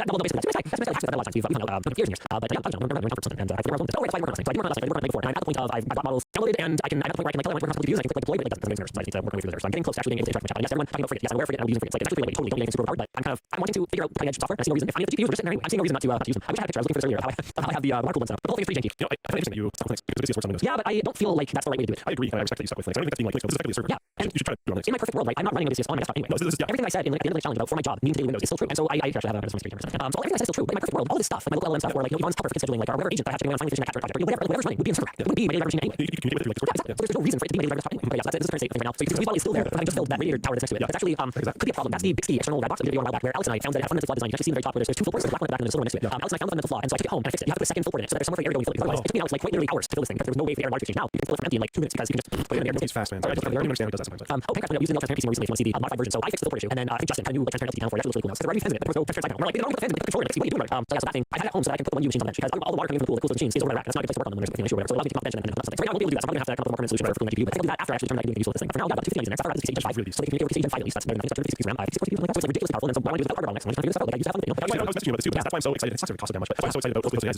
those ancient SU100s just going for like 2 grand. This is why, and I wonder, I'm sure you can run something on them. Oh, sure you can. Nobody knows. I mean, what was interesting is that 1080 is like $100. Yeah, I figured that out. So I was only one to it, but he gave it back. I was like, okay, go for something. I looked into it. It was $100. I was like, well, that's kind of interesting, really. Because that's the cheapest way. Like, I think you can get 24 gigs of RAM. There's a lot of 1080s floating around. Hear me out. I'm just sending a picture. Then I can find it. This picture. This picture Computex. Right, broken 104 scenes. Right, records. 104 scenes. Yeah, 104. Do you know all of them? Okay, that's a little unexpected. Shoot, I can't find it. I found a company that okay. So it sounds to me, Luke, like you need one of these. There's also RTX. I'm pretty sure I messaged about specifically RTX. There's 2000 series cards that have 24 gigs of RAM. That's like insane. How fun? How much? Even if it's like crappy, how much fun would you build? Then throw it up. Zoom in on the top right one. What is this?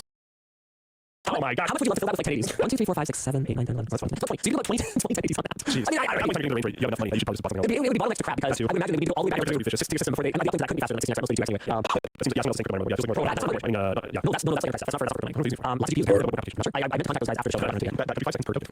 10 cents to 10 cents. Relax. All is why I want to check out the RTX and the 1080 because they're actually not This is like running right on floppies. Oh man, I read something somewhere. I think it was like 580 or something. It was the first card in NVIDIA. NVIDIA was like messing around with AI application stuff like quite a while actually. Oh, like the second card. Yeah. Which is interesting. Obviously, the models that like matter when I'm around that. But it's interesting. That's kind of like how far back you go. It's a little sad. Still working. Anything. Mark Goldman, someone wants $200 for it. That's what I do for you, bro. He's fitting somewhere for this card. Yeah. With the scrap copper. It's a significant amount of time. Now you want to clean them. So like, there's 1, 2, 2. Find more. Hydro copper.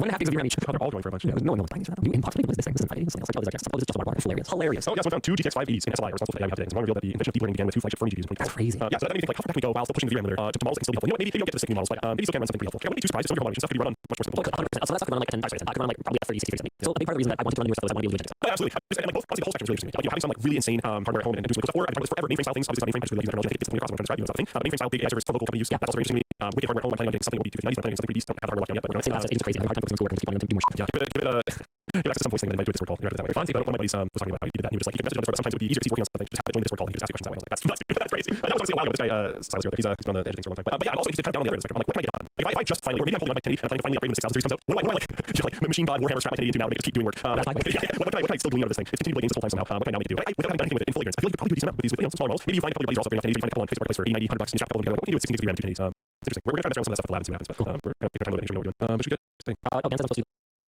All right, then. All the end. We talk about hardcore SpongeBob speedrunners. What? This is really interesting. No way. This is the coolest thing ever. This is incredible. Speedrunners of SpongeBob SquarePants next. Down for Bikini Bottom on the original Xbox. Found that by deliberately smudging the game disc with grease and sweat, they were able to enable a time-saving glitch. This glitch is called a leg clip and is done by pausing and unpausing to make the laser skip as it seeks the menu music, which opens up level skipping opportunities. Two speedrunners, Shift and Zim, after much of their time, found out the winning smudge pattern. It was 8 grease strokes radiating from the disc center like flower petals, enough to cause a glitch without making the disc unreadable. Optimizing your grease patterns is so sick. The most game removal all game moves. A former champion, Grease pattern sucks, bro. There's not gonna be a new greaseless category. What if it's greaseless?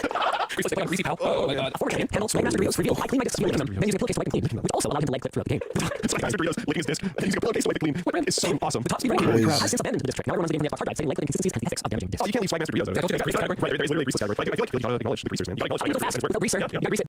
Wow, that's actually wasn't prepared for how cool that was. Alright, that's something else that's actually, okay, maybe not cool, but definitely never had before. Remember when Copilot+ PCs launched and like the whole selling point was that you need a fancy dedicated NPU on your laptop processor to get local AI, which if you're me seemed pretty stupid when you already have a bunch of tensor cores or AI cores or freaking CUDA cores. You already have a bunch of stuff in your computer already. Nothing ever used NPU anyways. Well, Microsoft is quietly testing a way to run those same features on a regular old discrete GPU. This change, yeah, right, probably should have been from the start. This change was spotted by Windows latest in the GitHub repo for the external Windows SDK 2.2, which now lets you link one of the running RTX 30 series or newer cards that have at least 6 gigs of VRAM. It's strictly level facing now, only works around Windows inside external channels with development done. And Microsoft warns the changes to your future release, of course. So Microsoft launched Copilot+ PCs in 2024 with potential using a special machine at least 40 top 10 GPU executive features, but the ideas of NPU were never actually more powerful than GPUs, so stuff is power efficient, which matters for power life, but not very much for a plug-in desktop gaming card. For now, this only covers the language model API layer, like text, summarization, rewriting, editing. The headline Copilot features like what to do and recall are still NPU only. But this lines up with Microsoft's enabling 2026 drops Copilot branding talk about AI running across CPUs and NPUs. Adoption of cloud CPUs reportedly lagged because people buying hardware features like even though Zach admitted CES that consumers just plain weren't buying laptops because of AI. Yeah, especially when, like, I really think most people are interacting with LLMs through a chat window in a browser. But the vast majority of people, we should have more local stuff. I'm saying that. Like, it's just reality, man. Microsoft spent 2 years telling people to need a new NPU processor for these AI features. Now people can just do it with the GPU they already freaking own. Was the NPU requirement ever really about capability? I mean, clearly not. As far as I can tell, a big part of it had to do with partnerships between Microsoft and hardware. The last team was going to a bunch of events for a while, and they were talking about how they could do these cool new AI things with their various chips. Something they use on a variety of companies. And a very common question was like, is it running NPU? Can it run NPU? And I was like, no. Hey, what is this thing for? What are you telling me about? It's better faster. It's like, it's just recall. It's like basically the only thing that I know that runs hardware that I bought. Yeah, something I don't want. Just get rid of it. Go away. It's great. It's efficient. Cool. You already have the efficiency cores. Just do more else, I guess.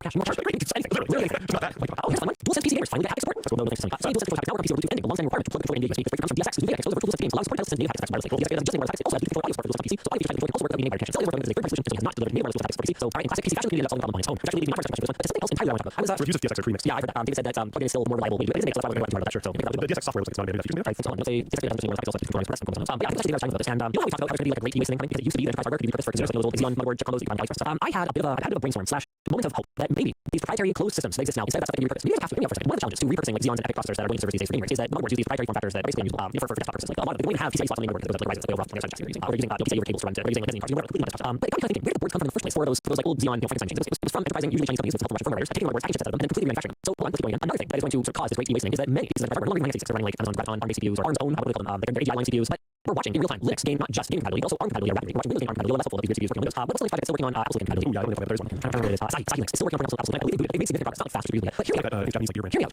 At the point where this boom of purchasing that is going on right now is starting to reach end of life and is going to be making its way into the wild, into the disposal / resale ecosystem, right? Its value will be very low because of what we're going to do with it. So the kinds of enterprise individuals in East Asia who did cool things before us actually, what's the title on it? We'll get that in a second. We'll have this basically starting hardware. Over that, like 5 years from now period, support for ARM and gaming and Linux especially will get way better. Is there a possibility GPUs are going to be mostly used for gaming, but might use more from I guess because it's like weird powerful this is link to PCIe madness basically. I had heard SXM to PCIe slots through 2 cables something. I haven't heard of this. So they don't have directly all from my understanding. So what's the solution for gaming? Maybe able to use it for home lab or like maybe it's not going to be that models or whatever. I think we'll be able to do something with this stuff. Yeah, I'm pretty confident. Yeah, I'm pretty confident there's going to be something. That's really doing like all these CPUs are basically like I think a lot of people actually realize that doesn't have much. You can add features to it, add IO functions that are normally handled by motherboard chips. You don't have to. The controller is running chip. Everything you need to operate that chip is running chip. And so nothing really prevent you if EPYC chips were cheap, if they were worthless, nothing really prevent an enterprise individual from creating a motherboard for it. Like they have that anyway. The process SXM2 will see SXM5 to PCIe. You don't see it yet. But what we're talking about is this AI build-out boom that's happening right now. The money that will be involved in that will be enormous. And there hasn't exactly been a lot of SXM5 hardware that's just like filling the nobody's decommissioning those systems. There's no GPU supply yet. There will be a time, and that stuff from today will still be pretty useful. Like everything you can do with LLM today, like enterprise grade 1, you'll be able to do on this now discarded grade hardware because the functional models will move way past it. And when I go to my I'm running 5, 6, 7 year old GPU. So I don't know. I guess I have a moment of maybe this is going to be great, but it's not going to be as bad as I thought. Yeah, I've got a couple boards that claim to be SXM5, although I don't know if it's legit even this latest on eBay mass production everywhere. But this would be more kind of viable. I believe pretty strongly in the enterprising abilities of people staring down the barrel of an incredible amount of extremely valuable, currently unusable hardware. I think their hands on practically nothing. They could adapt to something that self-concept. There's so much that someone will figure it out. So yeah, just use the frontier models 20 $20 a month. I feel like maybe I haven't been interested in news. For 5 minutes of focus, maybe especially agents are out there sending focus on your behalf. It's been very interesting looking at the control panels of things like that because oh by the way the tokens cost incredible amount and also unlimited will happen along the way. It's okay. All right. Not only did we already have cap on all levels, but also all of the full developers were like, wow, that's scary. Just like really just looking back. So everyone was cool.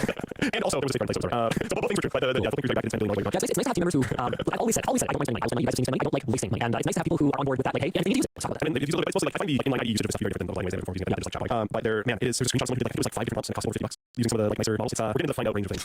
not completely everywhere, but like oh man, the chatter. I feel like this has been like the first time the door really opened to like what is the stuff, you know? But the chatter that's already happening about people starting models locally because you know as much as AWS has done a lot of companies used to just like open bills, basically like things just cost whatever they cost. Anyways, as much as AWS companies use that, these AI models and the ability for individual employees to spend to just crush your wallet just so easily in a way that might be genuinely mistaken, in a way that might be malicious, that they can show in 10 trillion ways. Stupid useless, or just you know, just the huge things that make it cost incredible. Or for things that are actually personally, you might put a cap, you might put an order live cap, and then that person sends the order cap. Or you might do individual user caps, like this user might on day 1 of the month spend their entire budget to a mistake, and then you give them more budget, and nobody knows. But there's a lot of conversations like you know what's very fixed, or at least measurable, because hardware that you own, almost like hardware that you own is always available. If you prefer to renting, that's always made sense in the context of I can. And you might still like default, you might still like every once in a while you might want the incredible potential of a frontier model. But a lot of time, I don't know, not really necessary. Especially if you're just asking it like, you know, oh hey, I'm working with this new API I've worked with it for how do I do this kind of documentation for this, right? And it's using the learning accelerator. They don't like using it, they don't like using it, but they might use it to help them to find application where they themselves or whatever. Need some pretty frontier model. So whatever. It's used to really. Hey, another cool thing. With the DDR4 platforms rising, Intel is rumored to be preparing Raptor Lake Next for release in early 2027. The Raptor Lake Next series exists side by side with Nova Lake to help meet demand for both DDR4 and DDR5 platforms respectively. The speculation comes as many vendors are increasing production of DDR4 motherboards due to the inflated cost of DDR5 that are making JLM 51 and AM5 unaffordable. This comes on the heels of AMD announcing a re-engineered Ryzen 7 50 next generation, which seems expecting DDR5 prices to remain high for at least the next couple of years. The good news on this one is I don't know if you guys remember this from DDR5 launch, but DDR5 is now faster than DDR4 for gaming workloads. There are places where DDR5 is a big benefit, and businesses may ultimately have to swing for DDR5. But every gamer who doesn't need DDR5 might help to balance the current situation and help keep things overall a little more affordable. I did not working on a computer that was meant to compete with a different computer recently, and we actually talked through hey, DDR4 or DDR5, and right now one of the challenges is that while DDR4 is about half the price of DDR5, that's a similar tier. So if we were looking at 6,000 megahertz DDR5, like at 3200 for lower latency, gets like 6,000 so for half the price. And motherboard DDR4s are actually still substantially cheaper. But we running troubles are great options for like gaming CPUs for DDR4. Even AMD's released 300 XP is pretty expensive. Yes, it doesn't match. I was surprised the i9 old platform, so I could save money back. Yeah, it's a few $100. It's 300 things between the US is for US on that really 400 $450. Oh my god. But throwing more supply onto the cloud is always a good thing. More competition is always a good thing. So seeing Intel come back into the game, put the pressure on AMD, and again, the more people who are like, okay, I'm going to DDR4 stuff, the less pressure there is on DDR5. And DDR4 is not necessarily using the same cutting edge fabs that DDR5 would. You can get decent DDR4 out of Chinese vendors like TSMC, who actually DDR5. The more we can use the supply from the various sources that we have, the better it will be for keeping pricing from spiraling completely even more. So I'm bullish on this. I think people I was bullish on the leadership Xbox. So well, I'm cautiously willing to watch and see if things well. So it's not very watching seeing things well. Snap specs live. $2,200 augmented reality smart glasses announced along with availability and specs. The highly wearable, I believe they said glasses look kind of the opposite of that. It looks like a sport ear, breaks on your face. What happened to the sport ear? Wow, that's no, I mean like if you're gonna wear doofy ass smart glasses, they might as well look like that. This is like I embrace my freaking bottle glass thick freaking giant rim glasses. This is me. I apologize to no one for anything. I can respect it. I don't wear them, but I can respect it. hilarious. That's what you're saying. Is it Snap like the app? Yeah, that's I remember this was announced forever ago. But anyways, the recent market World Expo Snap revealed specs of their first fully standalone. Why is it called the first fully standalone AR glasses. the specs were running 20 USD appears open. Such this fall in the US became France. Notably, Snap is the first actually self-standalone true AR glasses, being that Apple and Google. You can probably see why if you look. As you can use these to place virtual objects and interfaces into the real world and fully standalone. They're running Snap OS, Snap proprietary platform of your world, and Snapchat is the company doing this. The specs have, as far as specs go, 2 Qualcomm Snapdragon chips, 1 dedicated computer vision spatial awareness, user interface, in-house liquid crystal on silicon LCOS display, with a capability of 51 amazing degrees, 132 grams for the smaller, you know, wider distance, 7 frame, 136 grams for the larger, 2 millimeter lenses that change states in seconds, then can take around a minute. What's it takes a lot. It's going through that, like, you know, when you apply charge to it, but it's not what you can actually do real-time turn navigation, floating into web browser, live language translation, gesture control, and spatial AI to answer contextual questions about building demos show things like hardware help, cooking timers, and it's also really good to it also makes way better. Wow, fantastic, thank you. They declined to reveal the chipset resolution brightness, refresh rate, or details. Maybe we'll find out more at some point. The UK has announced a countrywide ban for social media from 2016, suspected to affect including apps, Snapchat, TikTok, YouTube, Facebook, and Twitter. When it's time, and actually, I'm not actually apparently everyone's using it to communicate, and I mean, no, I feel like one of those things that's just like, but also, you know, all my friends are on ICQ, and ICQ, and like, why are you friends with Snapchat's still trying to give you the air of the temporal world. So, you know, those things. Yeah, those things are really things. Yeah. The reason I like the temporal one is because, you know, your kids will know because they communicate. But not everyone involved in various conversations would know. It's like, yeah, and then kids are dumb. So like, even if your kid knows that it would disappear, there you go. They might trust their friend about the screenshot. They might trust the Snapchat software, tell them the screenshot, which is also not a thing. I don't know, I'm kind of tempted to have a talk with them. Basically, there's always going to be another chat. We'll just open up my social tab, basically go like, here's all of the apps that I have for people to message each other in. I want you to point at how many you think I have any kind of valuable conversation. Is that just means I think the time lasting a limited period of time rather than the does that work? Yeah, okay, let's work with that. I usually use it as pertaining time as opposed to temporary. Email is definitely works like another chats. I don't know. I realize we're talking about it. Basically, again, you can probably take more. You can send a picture, and that picture won't always exist. I don't know what it turns out, you goes away, or if it lasts like a day or something like that. There's in some way you will naturally access the app. It has a thing where you take a screenshot of it, tells the person that you received the message from the screenshot. But there are other ways to capture your screen. Just like on their phone or webcam or something. The argumentation here is going to be like, basically, how many of these do you think are used for meaningful connections? You know, there's always going to be another thing. What is this offering that is not addressed by, you know, current solutions? Do you feel this is very important? Why? You know, do you think maybe just kind of talk through it? It's tough to do because like, that is the way all the difference. Those arguments are going to matter difference. No, but I mean, I don't know. Maybe this is a lot to ask of feeling, but you know, from my point of view, if someone won't talk to me, if I'm not on their preferred messaging platform, then I don't really think that was probably a very deep connection. But I can also see that if they're going well, if they won't talk to me on my preferred messaging platform, maybe they don't care that much. I just have a hard time understanding the necessariness of something such as Snapchat. And maybe this is just me going full boomer here. And it's a lot of y'all. Really one person that doesn't use the thing that wants to use it. It's not a great place to be. Yeah, I get that. Also, when you, yeah, genuinely. Oh, definitely. I'm not stupid bad. It's helpful. Sorry, I can't. This is something that I have honestly struggled with basically my entire time using computers to communicate. Why the actual fuck do we need so many apps? Like, truly, it seemed like I was like, oh, this is all forever. Now I never have to do it again. And then I actually this is something that's not really useful anymore. You can't use it to communicate across Facebook Messenger and WhatsApp and Instagram DMs. And they're like, oh my god, YouTube's gonna have DMs now. What are you doing? What's going on here? It's Google Trillion, and it was like, do you mean Trillion the number? But this is yeah, for people business healthcare. Like teams or something. This is a common shit. I can't. Yeah, it sucks that Twitter became a platform of politics because much as I never liked it at any stage, it was the place that like all of the creative people were. So you could always find links that way. And now Facebook was the place that all your like fans school and work was at. And between those two, you kind of like just have money. And when it comes to Discord, it's where a lot of people seem to be migrating, at least, you know, as I age. Moving on from Discord, you know, Like kids, yeah, Discord. Not too surprised. It only lasts so long. that's the trends. They're But the problem with Discord was this release crap. you find it. I mean, it's Really great. But with Discord becomes so like okay, I find this person on Twitter anymore. I see they said I'm gone now. I lose sides of things that they went back. I was expanded to, and then my friends are on whatever the heck. I find it. on Snapchat. Like, I send them my dick. They won't screenshot it. They told me they wouldn't. Nobody would lie. Nobody would use external camera to take a photo because Snapchat can't take that. No one would ever do that. I want to cover the device. Nobody's ever tried to do something bad information received in the form of a photo or text message in high school. LNG underscore channel filter tests. France is the new day now. Really? Stop. That's strange. I don't know what to think about that. That's strange. Do you shop for used stuff? Facebook marketplace, you shop for used people on Reddit. Dating friends. I'm starting to wonder what direction we have this going. I mean, Facebook figured out that I run marketplace for absolutely freaking free. They figure out everything. We're interested in getting rid of or buying dating friends. I mean, what more could Meta possibly know about you? What are dating friends? I have no idea. I'm running into a ton of profiles that feel like classic dating profiles. So we create no post history pictures. Most of them are linked to Instagram. Yeah, that's sketchy. Some are connected with fake Instagram accounts, including that's sketchy. That's sketchy. Also, also very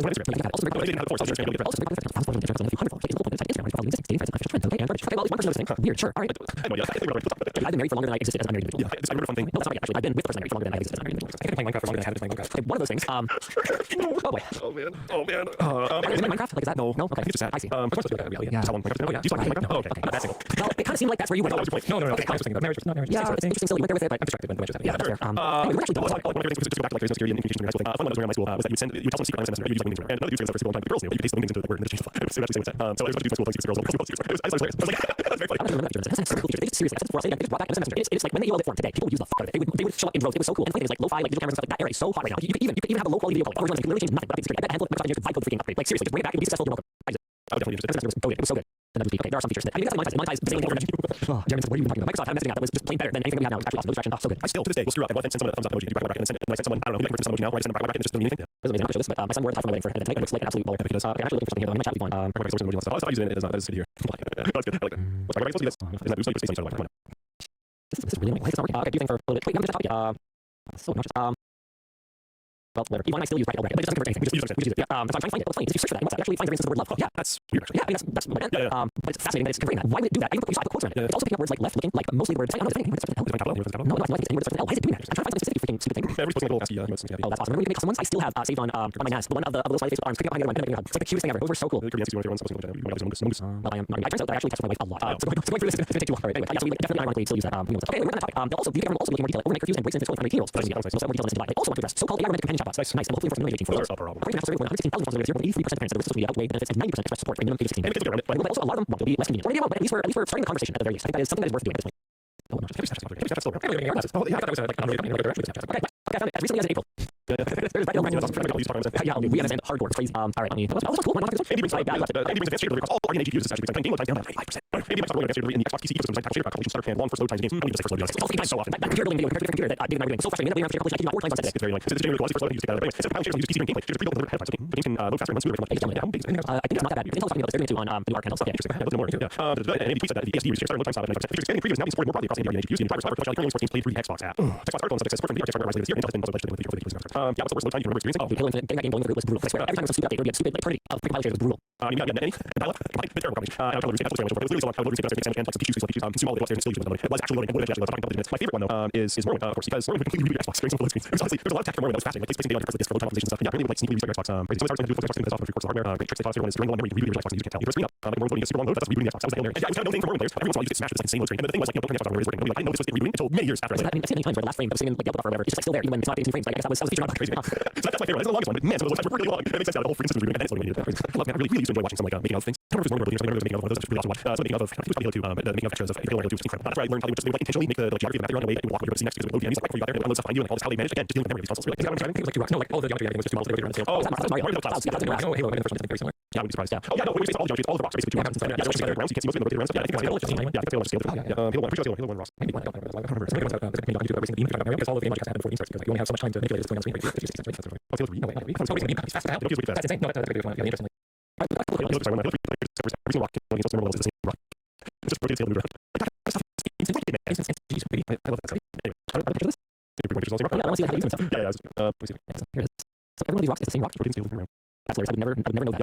You know, maybe different nowadays, around. Yeah. You only have to load one rock. Yeah. You're just instant with size and rotation. So cool. I mean, stuff like that. Like, when I learned that thing with Super Mario Bros. And Clouds and Grass, the same street fantastic. Also really good. Maybe about the Sega logo, I think, because it's also produce that type of like screen update resolution. So it's actually like 4 videos playing simultaneously, and then what they do is they break into different scan lines and different colors, and they swap the color buffer. Because how many colors, it gives you like quadruple the frame rate. Your animation can be even smoother. You can physically process that information. It's so cool. All right, a couple quick ones here. Researchers at UC San Diego, back to Google, figured out how to turn higher smartphones into low-cost data center hardware. It rests on surprising fact. Only from 3 years ago, still delivers higher single performance benchmarks and servers CPUs like AMD X than real data centers. Servers crush phones on the buttons per core and mobile chips. Actually, the world process. 50 phone just on my word, so your day-by-day timers just tell them off. And Android gets standard data center links to show. Boards get networked and self-managing clusters 25 to 50 using companies. Of course, roughly 25 to 50 phones match compute with a single dual-stack server CPU and 20 phone clusters. All these are now for a class of 75 plus students. Google thinks this around embodied carbon. The micro comes about 50% of phones manufacturing emissions and people replace phones after 4 years. Google support UCSD plans to scale up to 2,000 phones in data center launch 2026 for 100 classes a month, all on hardware with high-speed e-base. That's awesome. It's super cool. I don't know how scalable it is, but it's really cool. 2,000 phones. It's not even that many phones actually in terms of like the sheer volume of phones that exist that people are just not using up everything. You can do incredible things with phone processors. I was doing stuff like a stuff when we were talking about the Mercury era. Remember the Mercury era emissions? He was mentioning offhand. I don't know if he's mentioning offhand, but the transistors in your phone now is pronounced to a higher number than all the transistors in the world at that time. That's pretty cool. Yeah, makes you want to think about it. That's pretty cool. It looks like the first state of band drivers wearing smart glasses. This is just pending government DD pressures signature. You can combine and signs it. Those sources elastic information is directly into the new form of driving. These devices become more popular. They started to build management. The knowledge management and important because these broad discussions are questions drivers are nightmare. That's what I say. That seems like the thing to avoid obvious reasons. People's eyeballs while driving. It's always something that blows me away when it's Taiwan or countries where you recently allowed to watch video on your dashboard while you're driving. Pretty much, I say half the drivers I get today are just like watching dramas or like music videos. I was getting Uber. I tend to really try to take transit for variety of reasons. It's totally super cheap, but hey, particularly easy. I was getting Uber when you're counting the amount of like kind of false starts. And this is not unique to Taiwan. I would say this was a particularly rough situation where they would like step on the gas fairly seriously and then brake before going. Once like it was at one light, there's 26. It was like a 15-minute ride. So I could taste all the mixture of stomach acid and metal. I guarantee you, that light is better than so. But like, oh my god, yeah, if I can not, I'll usually not walk to transit or something. Yeah, actually, this week, I'm surprised numbers like brain response and stuff. It was already installed on both phones in the car. How about you just use it? And then you can just like tell drivers to chill the car with their like lift brake. And the thing is like you can report issues. I mean, we think I'm not like why. And for whatever reason, like excessive acceleration braking is not one of them. You can flag it's like dangerously, it's dangerous driving. It's not dangerous. Sometimes you're just cruising down the freeway, there's nobody around, and there's like, oh my god, the gas pedal is not toggle switch. You could just make fine adjustments. It's like, oh, you just talk to drivers. I shouldn't have to. It literally shouldn't be necessary. What is supposed to be a replacement for professional drivers and taxi drivers. It seems like a very obvious thing for them to just address because it's such a meme. Everybody knows. Yeah, drivers. Especially like us. They have braking on maximum. They have no idea how to anything all the way down, all the way up. That's right. Now what about you? I think it's mentioning I think this is going to be insane. You're like Illinois where the e-commerce I support the idea of e-commerce driving. Like what the hell? You can barely even tell current generation radans versus normal radans. How are you supposed to do that? I mean, I don't know. I think it's up here somewhere. Yeah, I think there was one discussion I was talking about. I think one discussion was like, is this going to just use pulling over any time for glasses? It's kind of like probably cops simply already cannot be expected to recognize everything someone's allowed to have every single. So I mean, I support the idea of going over driving, but like, man, I don't know how you force that. Unless it's just one of the additional things to throw you in trouble. It depends on the lens of people. But prescription glasses, we tell them, dude, it's such a tough. Take off your prescription glasses. You got to crazy. We briefly touched on this for the first time. ChatGPT is less than half the AI market. We're probably going to get into depth on this, but Claude is growing like bananas. Gemini is growing pretty good. Claude is of the development people I know are using Claude very strong. Yeah, there's a bunch of stuff here. I'm so sorry to everybody. Yes. Oh, I just push first. Push it up. Okay, cool. Oh, for Linus, are there any plans to bring back the battle? Like hello, like Linus, are there plans like it's my favorite monthly, but I don't know before gone. You get that whole sentence into a single like. It's like my favorite monthly, like. I do recommend. I'm asking question. Do you do this? It's my favorite monthly, but like one before gone. I don't think we have a ton of plans for Buffalo Long Sleeve. My uncle really likes it too. I don't think we're going to be bringing it back anytime soon. I'm so sorry. Interesting. Where do I stop? Like, I'm talking about this. Reminded me that I used to get a lot of comments on my show. But why does he talk like that? It sounds like freaking Valley Girl. And I just noticed as I was talking to him, I didn't think something. Dude, my price is much. Mr. O'Mac says it's been much less. Interesting. I didn't think about it. I never thought it was a question. My answer was immediate. Adrian says I think you realize the uselessness of the word like. I don't think I did. I do pick up on the speech people around me, and I don't like anyone. I'm always changing. You know, like, I think about it. Like, immediately want to watch it fully. I relax about the way. No, because you didn't say it like back out. That's crazy. That's like crazy. I mean, oh my god, look at her butt. She's like one of those nice girlfriends. Yeah, I got this Apple box. I'm saying Apple boxes jeans. Nice. Right here. I do answer the question. Okay.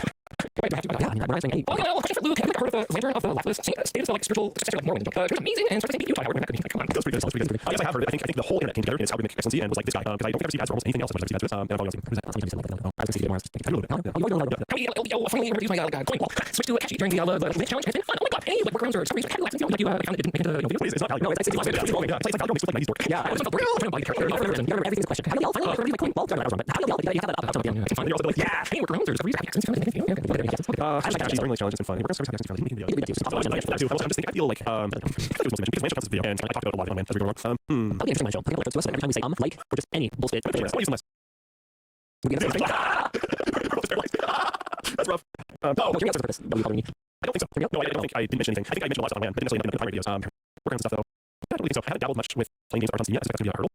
So I might do my like every 3 months check-in with Assassin's Creed Odyssey. I really want to do that. I just want to say it. I think I said it months ago for that reason. I think we're doing everything. It's also, believe it or not, counterintuitively part of communication to use the word so. Because you're communicating still talking. Yeah, the people can interrupt me when I'm working on presentations and stuff. It's really yeah, if I could be able to flip the switch on, it's kind of similar to what I was able to when I was in high school. So the second I joined the shop class, so I think that was in grade 11. I went from being the guy who people go, if I said ass or damn, to just cussing like a sailor. But I still had young siblings at home, and at that time, dude, I could trade on and off, like fully. I don't think my parents ever realized that I said a swear word. And in shop class, I don't think people knew any other words. Yeah, I think you'll do that effectively on like location basis. Sort of useful stuff there. Oh no, man, no, but like I can't stop it. Yeah, it's all the time. It's like really frustrating kind of version. For some reason, it's like I don't think my kids already. Sorry. I don't know. You're embarrassing all the time. You're very loud. You're so loud. Then the final can be so much of a problem. I'm like, Lucas, I like it here. Yeah, I actually do something. But how many times I'm sitting there going, yeah. I often forget how far away I can hear it from. yeah, very far away. I had someone the other day, like we were talking about this, like, I'm sorry, you're trying to talk about across the link. I was like, oh, damn. I wonder if like, if I I don't contain part of the problem is the frequency. Yeah, because lower frequency is tougher to block, so it's easier for me to have a conversation with you. Very fun. Very cool. That's one I appreciate you guys being late. Allow me to set screen, watch from like Australia with everything you've learned during Linux. Do you consider like a Linux tips or like a Nix tips series? No, I don't really well. Let me see what session you bring. I think the one of the things that we bring is just making it more normal. It just happens to be that you're talking about your choice for this for yeah, so that makes sense. And if we did end up making a video about that, if it was just the thing that you use, it's not like it's a huge deal. It's just the thing that you use. I think honestly that's the most that we could bring. That is a lot. I'm not trying to diminish it. Like trying to help normalize it is, I think, something that the Linux channel can accomplish. That's what we do for the longest time. That's been our whole thing. We don't go the deepest into anything, but what we do is we strive to put at least a few things in every video that someone can learn, and then we try to light fires. We try to just like go around throwing matches on and be like, man, like it was your channel that inspired me to get into this. And that's always my favorite thing to hear is that one of those matches ended up turning into a forest fire. Okay, not a great metaphor, but I think you guys get the point. We don't want forest fires in a literal sense. We want them in an imagination and imagination sense. Yeah. Maybe we should go now. I'll see you again next week. Hold on, somebody pointed out you guys forgot the YouTube channel yet. Did we not? What channel are we streaming to right now? We haven't figured it out. I asked them before we started. He said next week. So people were off this week, so they can do it. Okay, just we gotta actually do that. Just mid-sized company things. I know. That makes sense. I know. See you next week. Same time. Hopefully we'll have the channel thing sorted out. Bye.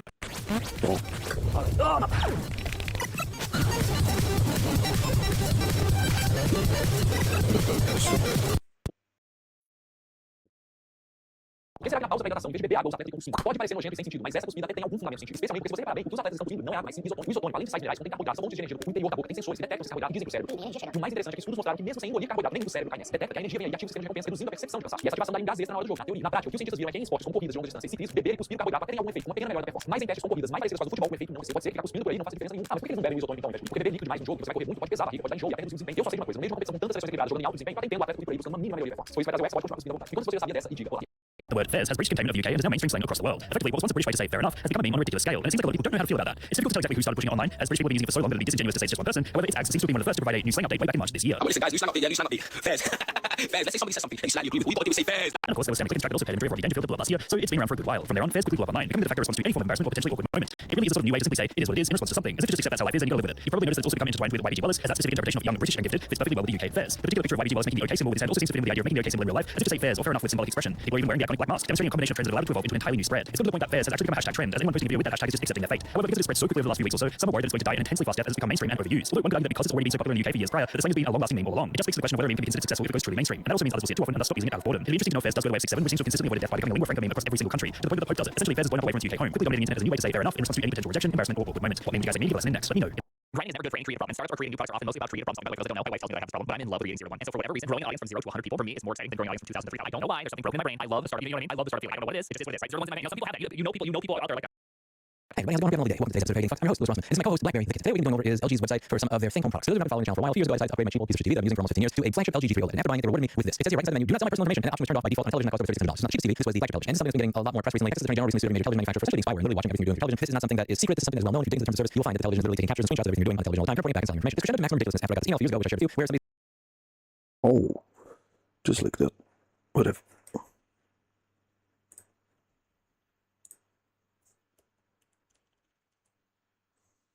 Hey everybody, how's it going? Hope you're having a lovely day. Welcome to today's episode of How You're Getting Fucked. I'm your host, Louis Rossman, and this is my co-host, Blackberry the Kitten. Today what we're going to be going over is LG's website for some of their Think Home products. For those who have not been following the channel for a while, a few years ago you're doing on the television all the time, and reporting it back and selling your information. This crescendo to maximum ridiculousness after I got this email a few years ago, which I shared with you, where somebody's LG washing machine was selling their personal data, and I will include all the information on that case here so that you can read everything that it was on the screen at the time that the gentleman was clicking agree. He did send me screenshots of this, and I shared it with all of you. So what are they even doing with all that data they've been collecting from my television, my washing machine? Apparently using it to train their AI. It says that they have appliances with affectionate intelligence. They have an empathetic and caring AI. They say their devices are optimized to learn and analyze your physical and emotional life patterns. They say that it listens to your commands and senses your surroundings to deliver the life's good experience in every moment. They detect temperature, humidity, air quality, occupancy, and intuitively optimize their performance to match your preferences. LG markets as an LG AI TV that recognizes you, adapts to you, and cares for you. Bitch, you're a television. You're a clanger inside of a television. Your job is not to care for me. Know your role and shut your mouth! Your job is to shut the fuck up, stop stealing my data, stop reporting everything I watch, and play back my illegally obtained MKV files of all my Black Mirror Blu-rays that I obtained by breaking Section 12.1 of the DMCA and ripping them into this BDR 2213 that is a version of firmware that you don't like in full 4K. That is your only fucking job. My job is to take care of myself, not you. I'm the only one who takes care of me. The only other person that I would allow to take care of me is my girlfriend, because she is a human and you are a clanger. Or maybe she's just a really good spy bot sent by Tim Cook. If she is, good fucking job. But in all seriousness here, your job is not to fucking take care of me. You are a television. The LG Kitchen page lists analyzing, optimizing, adapting, and listening and responding in real time for seamless living. I don't want something that sells my data to other people to be listening to everything I say in my fucking kitchen. That's not what people that care for me do. People that care for me do not sell my personal data and end user license agreement roofing me with new terms that spy on me, that sell my data that if I don't click accept to, I guess I can't just use the product that I bought and paid for. The people that care for me in my life that I allow to care for me do not come into my home and take back the Christmas presents they gave me 2 years ago unless I sign new terms of service that allows them to listen to every fucking thing that I do and sell that data to other people. That's not what people who care about me do. Fuck you for using this terminology. In 2013, NBC News reported LG smart TVs transmitted what users watched, kept sending data after users switched the collection setting off, sent the data unencrypted, and in one test transmitted the names of files saved on a connected USB drive to LG. In 2017, Checkpoint disclosed the home hack vulnerability. A flaw let its researchers take over an LG account knowing only the victim's email address and control the user's appliances, including the live video camera built into LG's HubBot robot vacuum. Checkpoint said LG fixed it in an update. In May 11, 2026, Texas Attorney General announced a settlement with LG requiring a pop-up disclosure about viewing data collection and an opt-out. People who care about me do not sell personal information on me that they collect without my consent by default. That is not what the word care means, you gaslighting fuck. This is not the future I want. Be honest with me in the comments. Is this the future that other people want? Am I in a bubble where I don't realize that other people just don't care about this? Are you excited to get AI that listens to you in your kitchen, that sends everything you say and do off to a company server, that can sell that data to anybody that they please? Am I a crazy one? I'm not crazy. You're crazy. That's it for today. And as always, I hope you learned something. I'll see you in the next video. Bye now. I wonder why those TVs are so quote unquote cheap. I don't know.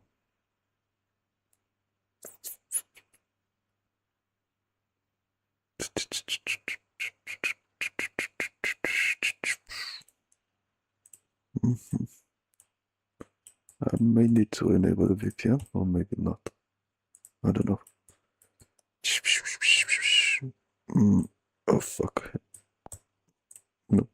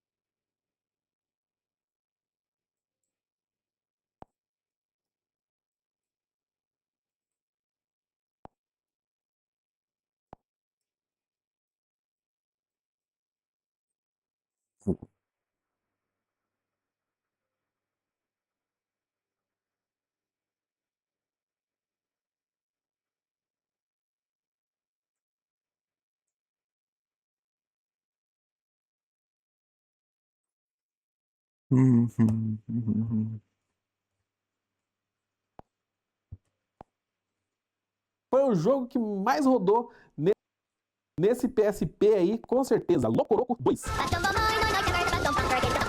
Na descrição, beleza, eu sou o Velmeran e como estão os meus PSPs depois de uns 10 anos sem mexer nele direito? Spoiler alert, estão bem mal. Eu tirei eles do armário a princípio pra mostrar pra vocês este cabinho aqui que serve para ligar o PSP na TV. Esse molequinho aqui, muita gente não sabe, mas serve pra isso aqui mesmo. Bota esse cabinho aqui. Oh fuck. It's really good. Okay, VPN time then. It may work fine for some videos, it may not work fine for some videos. It's so weird.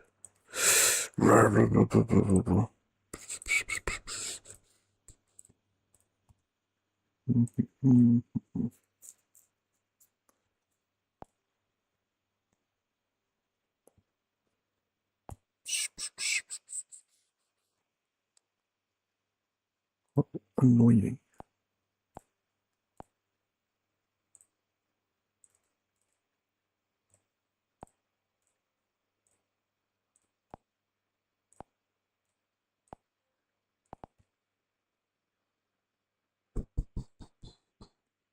Yup. Oh man, it's over, hold on. Look, the amount of cache there is. That was half gigabyte, now it's cleaning up. Okay. Pretty much clear now. I don't know why there was so much cache. Let me try switching the server. Where is it? Where is it?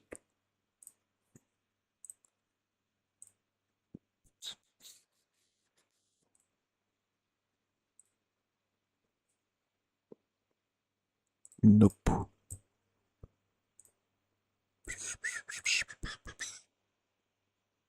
Oh, no. It's not my internet. It's just nothing will work anymore. The fuck?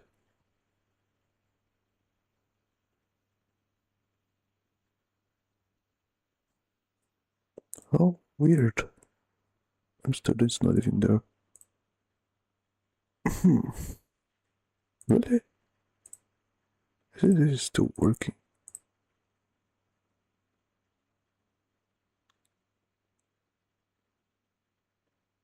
Nope.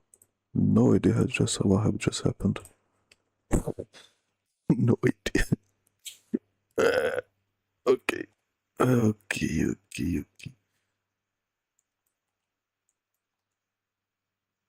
What? Oh, the emulator stopped.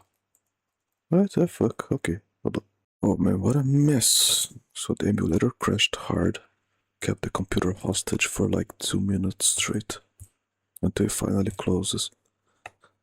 Yeah, it was pretty much unusable. And yup. Maybe later. I'll keep it without. But the shortcut just to work. So, yup. Boom. I don't know. Keep it like this one. Oh, it closed? The fuck? It keeps crashing, god damn it. Stop crashing. What the fuck? How fucking useless.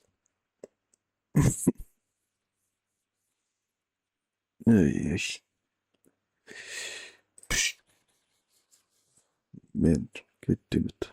What I gotta do is just watch YouTube properly. Properly the right way. What the fuck? What's going on? What's the crashing about? What the fuck? Jesus, I may have to just open the... What the hell? It's impossible to use it for some reason. What the fuck? It opens and crashes. Why are you doing this? Let me close it.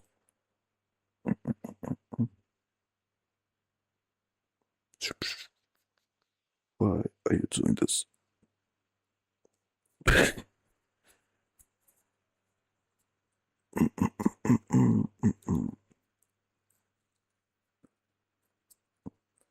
Oh, well, I gotta use this garbage because I don't know any other better emulator.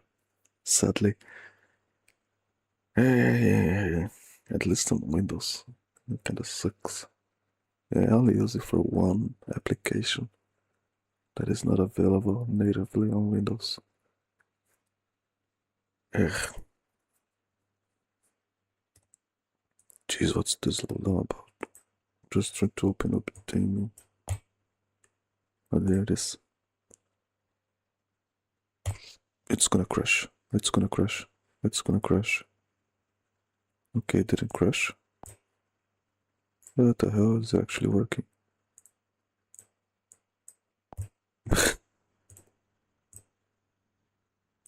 Liga aí na TV. Deve fazer uns 6 anos já que eu tenho esse cabo, eu nunca testei ele na minha vida, eu queria testar em vídeo aqui. Mas eu peguei. Mas eu peguei os PSPs lá e eles não estavam exatamente no melhor estado possível. Eu até tinha ligado um deles pra fazer um teste de bateria, num vídeo que eu fiz falando sobre baterias, né? E era nesse aqui que eu ainda tinha bateria. Curiosamente, eu deixava a bateria fora do videogame pra não estourar e tudo mais, foi uma coisa que eu naquele vídeo, apesar dessa bateria aqui já estar trincada, ó. Só que faz tava trincada, mas explodiu ainda. E agora é mais um pedacinho aqui, dá pra você ver o que é. Mas enfim, essa aqui tava ruim, tava fora aqui no estojinho, né mesmo? E eu achei. A desse outro aqui, ele também tá sem bateria, eu não faço ideia da onde essa bateria está. Mas não se preocupe não, porque essa bateria aqui que eu achei, ela não tá funcionando. Ela não tá pegando carga, eu coloco a carregar aqui com um pouquinho só, com a luz amarela aqui acesa, daí depois já apaga e não se carga nenhuma. Então simplesmente não dá pra ligar o videogame com essa bateria aqui. Não sei se é bom ou se é ruim, porque ela tá na hora da morte, né? Aí eu ia ligar eles diretamente no cabo e mais uma surpresa. Não estavam ligando. Simples assim. Agora vai, vamos ver. Oi, a telinha de abertura do PSP. Aqui eu colocar a data, vai qualquer uma mesmo. Aí aquela de abertura para um joguinho que eu jogava muito. Então eu descobri que o que acontece quando você tenta ligar ele não liga. É um pane generalizado na parte elétrica do videogame. E se você segurar o botão de ligar pra cima, né, pra mudar por 20 segundos, ele reseta essa parte aí da energia do videogame e você consegue ligar de volta. Eu fiz, deu muito bem. Eu vim dar uma olhada nas baterias paralelas e até originais aqui de PSP pra ver se eu substituí o meu. Tem algumas marcas que tem cara de ser confiáveis, pelo menos pelas avaliações dos clientes na faixa de 40, 50 reais, a gente encontra algumas coisas. Só que também tem outras baterias e parece que são bem explosivas, sabe? Bem boas pra caramba aqui, dá medo de tentar usar. Só que também tem um outro vendedor com bateria original pra vender. Essas baterias originais aí varia de 150 reais pra cima. Por enquanto eu vou usar um cabo mesmo, mas se é saudável, aí eu vou pegar uma bateria. Alguém pode perguntar porque eu tenho dois PSPs e PSP era um videogame que a gente usava muito mesmo. Não só eu, mas todo mundo aqui de casa. Inclusive aqui, ó, o ND, o Lulis, se a Lu gostava de jogar. Esse eu tenho em UND, que é a mídia física do PSP. Um negócio que a Sony fez, achando que iria ser tipo um mini DVD, né? Eles até chegaram a vender alguns filmes nesse formato aqui e rodava bem, mas como o leitor de filme não pegou, né? Porque gastava muita bateria e a galera preferia usar o PSP pra jogar mesmo. Apesar que em casa a gente usava o PSP também pra assistir filmes, principalmente o meu filho, que era criancinha, né? Ele ia pra escola, né, de ônibus, ele levava o PSP cheio de desenho e ia assistindo. E é até engraçado, porque eu antigamente achava o PSP um videogame portátil grande, mas pegando hoje, ele é minúsculo, ele parece minúsculo, porque as coisas portáteis cresceram bastante. Tipo, olha comparado com o celular, a tela dos dois, né? O meu celular, a tela dele é um PSP pequeno. Agora, covardia mesmo, mas complicado mesmo comparar o PSP com o Switch, gente. Olha isso aqui. A diferença dos dois. Parece até mesmo falar que os dois são videogames portáteis, né? Impressionante. Eu tinha algumas mídias físicas do PSP que eu passei pra frente depois que eu instalei o meu, só que eu guardo algumas que são do coração, né? Como por exemplo, esse aqui que eu jogava bastante, eu jogava no digital, né? Eu ganhei de inscrito, 3 discos de inscrito aqui. Esse é o Lumis, o Dantes Inferno e o Leon Gigante. Eu quero saber de onde que veio essa edição aqui, que tá dizendo que não é pra venda. Foi de brinde de alguma coisa, um pacotinho assim de papelão. Pode ser que veio junto com o PSP. Olha só, é certo, veio tarja vermelha aqui, Greatest Hits e o UND do Leon Gigante. Uma das franquias que eu mais gostei desse período do PlayStation, joguei demais mesmo, do PlayStation 3, do PSP, no Vita, todos esses jogos, né? Sinto muita saudade desse tempo. Aí aqui o Gran Turismo do PSP, que eu na época jogava muito do PlayStation 3, o Gran Turismo 5, e eu tava super ansioso por esse lançamento aqui para o PSP, né? Porque, pô, poder já cortar, vai tacar e tal, e chegou, comprei lá no dia do lançamento, assim, sabe? Loucaço. E o jogo, né? Eu tava legal, tava muito bom o jogo, não tinha que fazer. Era só ficar dando volta, ficar fazendo corrida, ganhar dinheiro pra mais tarde, né? Não tinha carreira nem nada, sabe? É uma decepção dessa parte aí. Mas eu ainda joguei bastante, principalmente à noite pra dormir. Gran Turismo virou sonífero, aluga você lembra? Não lembra? Vantagem do Gran Turismo é esse daí, um sonífero maravilhoso. Vai começar a jogar dormindo, só ver os vídeos dos passageiros lá. E esse daqui eu puxei e falei, eita, foi o jogo que mais rodou desse PSP aí, com certeza. Logoroco 2, né? Que eu comprei porque eu queria experimentar, foi um jogo legal, divertido, tava todo mundo de casa, adorou ele. A Lu jogava com caramba, o Gui também jogava, a Lu abria as coisas, aí eu abria, né? Porque ela viu que tinha videoclipe, tinha casinha deles, muitas coisas, sabe? Então, um jogo muito colorido, muito divertido, mas disponível no PS4 e no PS5 também, porque ele nasceu lá no PSP, fazia muito sentido jogar ele no PSP. Tanto que quando saiu o PS4, né, eu botei lá pra mulher jogar, não quis saber não, eu botei no PSP depois. Deve ter um save dela, alguns dos cartões por aí. O cartão de memória do PSP era esse aqui, ó. Era tipo um SD, só que diferente, pra Sony poder mais caro. Basicamente é isso. Isso aqui só servia em produtos da Sony, mas não é um negócio tão quanto o memory card do PlayStation Vita, né? Caro pra caramba, só servia nele. Olha aí, gente. Suzuki Karaki, ó. Nossa, japonês, olha saves. Tem todos os saves aqui, tem save de 2010, 2013 e 2014. Esse aqui, eu coloco no caso, eu acho que esse aqui deve ficar no tempo de jogo. Só que esse daqui, eles estão com pouca hora de jogo, viu? 2 horas e 11. Vamos ver o que tem aqui. Olha aí, lembra? Ah, mas você não tá completando, né? Vai ter que completar depois, tem que jogar aí pra completar. É o que tem mais tempo. Não sei, deixa eu ver aqui, que eu tenho alguns cartões. Não lembro se eu tinha algum PSP aqui. Alguns, né? Testar eles. Mas, gente, organizar é outra coisa, hein? Só não sei se tem alguma coisa nesse cartão. Ó, balinha aí, da leitura de disco. Tem alguns discos que são mais, sabe? Isso ainda tá de boa. Se for jogar PSP do lado da tábua de noite na cama, fazer dormir, difícil, viu? Que incomoda. Tem. Não tem mais esse amor. Vai ter que jogar de novo. Esse aqui é lado. Esse cartão. Mas esse cartão maior aqui que eu peguei, tinha umas outras coisas. Minhas playlists de música que eu colocava aqui, né? Não tinha celular, smartphone, essas coisas. Eu botava minhas músicas aqui, aí andando, eu ia caminhar essas coisas, daí eu ficava ouvindo. Ah, é pra dormir também, eu colocava. Meu filho também ouvia isso aqui pra dormir, na época. Tá aqui várias músicas que eu carreguei no PSP, olha só. E a maior parte das coisas eu continuo ouvindo igual. Cine Connor, Pearl Jam, Magnetic Fields, Luna, continuo ouvindo tudo isso. Fotografia tem algumas coisas, que eu não sei o que é isso, hein? Mapa do Final Fantasy 13 e 2. Eu disse que tava procurando alguma coisa, um item, e eu colocava aqui no PSP pra ver a TV. Olha só, cara, o PSP é um joguinho útil demais. Esse aqui pra jogar videogame, olha só. Aqui, ó. Esse cartão que tem as músicas do Antônio pra mim. Foi quando ele começou a dormir sozinho, no quarto dele. Fiz seleção aqui, ó. Isabel Campbell, Rock Fuzz, que é um dos Beatles, Buster One, Pink Floyd. Muito Isabel Campbell, ótimo pra dormir, né? Uma seleçãozinha que eu colocava lá e dormia gostoso. Como eu falei, né? Eu tinha bastante jogo antes de eu desbloquear o PSP e depois eu desbloqueei ele, porque uma parte de jogo não eu jogava, eu queria experimentar, porque eu morava no Japão e só conseguia jogo japonês lá, né? Jogo americano ou jogo de RPG, por exemplo, em inglês, era muito difícil, muito caro, comparar, importar e tal. Então eu desbloqueei, fui colocar vocês, mas não jogo, mas mesmo assim eu fiz lá o procedimento pra desbloquear ele no cartão. E o que eu joguei mais aqui, né? Esse eu joguei bastante. Acho que foi a única coisa que eu joguei mais. Aí Katamari também, coloquei que eu joguei muito, Patapom 2 e 3. Eles estão aqui, foi um também. Eu joguei bastante, só que eu tinha eles original também. Acabei não jogando tanto neles aqui. Esse aqui eu joguei também, eu e a Lu jogava isso, mas esse aqui a gente jogava no DS, é o DS pirateado. Esse eu jogava bastante. Agora, Patapom 2 e 3, deve ter sido os jogos que eu mais joguei no PSP, eu sem brincadeira, eu jogava em japonês, sabe que eu tinha. E tinha não, assim, mexer no PSP e no DS também é um pouco de nostalgia na minha boca, assim, sabe? Que era outra época da minha vida, eu filha menor, eu trabalhava em fábrica no Japão, antes de começar a canal no YouTube, e era tudo bem diferente. E eu aproveitei muitos videogames, como eu falei, né? Não foi nem só pra jogar, mas outras coisas que eu fazia pra eles. E quebraram alguns, eu nem sei quanto eu comprei, nem sei sério, deve ser 5, né? E quebraram um e lá e quebrava outro. A minha ficava sola, né? Que assim, o negócio quebrava. Eu ia correndo pra lá pra outra, você nem pensava dinheiro, sabe? Eu ia ver os desenhos que eu gravava no PSP, meu filho assistia quando ia pra escola. Daí que a gente lembrou que ele esqueceu na van um belo dia e quem achou no meu. Aí eu postei no PSP que tinha lá o cartão dos desenhos que a gente levava pra ele, né? Mais um PSP que saiu, eu testei esse daqui, o outro, que foi inclusive bastante lá, eu tava com uma chave que eu nem sei como se achava feito, mas ele tava funcionando normal, mesmo que você achava. E a dona da bateria, ele tava com essa fita pra colar ela, porque ele caiu, achou aqui, e a tava funcionando mais, qualquer coisa abrir, a gente tem um durex aqui pra segurar ela. Mas esse daqui não tá ligando nem roda, nem como você me disse, depois eu vou ver se eu abro ele, faço a limpeza, aí, né? Consegui ressuscitar ele, mas esse daqui, por enquanto, tá falecido de vez. Mas enfim, já que eu dei um jeito de fazer o vídeo funcionar, vamos ver se funciona também. Esse cabo que faz uns 5, 6 anos já que eu tenho guardado, e não experimentei ainda, começa assim, olha o comprimento do cabo, que a gente tem que pegar atrás da TV, ficar segurando o videogame, né? Bem curtinho. E aí, será que vai funcionar? Não faço nem ideia, porque eu nunca peguei esse aqui antes, não sei se precisa de uma configuração especial, você só meter o cabo aqui, né? Vamos ver como que funciona, só colocar o cabo no talvez seja aqui definições de TV, plays,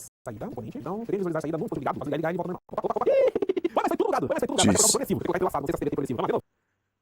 Vai, o PSP ligar na TV, olha só. Vocês viram que dá pra ligar o PSP numa 16:9, né? Uma TV widescreen, mas a minha aqui tava 4:3, então eu coloquei nessa marca, mas é bom dar essa opção. Uou, fica minúsculo na tela. Olha aí, Little Big Planet, então ele aproveita um espaço bem curto aqui na tela, porque o jogo é o mesmo formato do PSP, um pouquinho maior que o widescreen, né? Eu tô 16:9, não lembro qual que é a certinha da tela do PSP, mas 16:9 tá bom pra jogar ele. Mas a minha 4:3, que é esse quadradinho aqui, então ele vai colocar o widescreen aqui, 16:9 e fica caixas grandes, em cima e embaixo. O aproveitamento é bem pequeno, uma TV, não sei se compensa ou não, né? Pra jogar uma TV desse tipo aqui, no caso do PSP, provavelmente vai ser melhor que uma TV 16:9 mesmo, né? Que seja LCD, o cabo que eu mostrei pra vocês, um cabo de componente. Então se a TV suporta esse cabo aí, só vai dentro do menu, acabou, mas daí entra no jogo, o jogo não tem suporte das outras proporções e ela cai tudo. Coloquei Project Diva, Cinemico, também a mesma coisa, né? É curtinho ali na tela. Opa, esse aqui eu pensei. Opa, olha aí, dona Cinemico, mesma coisa, viu? Esse pena, que nem eu consigo mostrar esse aqui pra vocês. Eu tava muito curioso pra ver como é que funcionar. Realmente uma TV de tudo, não é a melhor ideia. Detalhar o PSP, paguei, montar um conversando um tempo, só que palhaçada, vou ligar aqui, formato 16 por 9, fica vai ser aqui. Fica a mesma coisa. Não tem muita diferença. Aí, que aqui não ficou legal assim nessa TV aqui, eu não tenho TV 16 por 9, eu não vocês estão com o PSP lá. Mas dá pra ter um bom papo aí, falar um pouco da história do PSP, ver como está os videogames, fazer alguns testezinhos e tudo mais. Se vocês têm curtido o vídeo, deixa eu comentar pra nós aí. Você tem o PSP ou tem ainda? Como que foi a história com esse videogame? Se usar só pra jogar mesmo, dava outras utilidades pra ele. Deixa eu comentar pra nós. Não se esqueça de clicar no gostei pra cá, fortalecer no canal. E se é a primeira vez que está aqui, inscreva-se pra acompanhar as nossas até aqui. Nos vemos no próximo vídeo. Falou! Okay, this is a great example of projection. One-sided monogamy.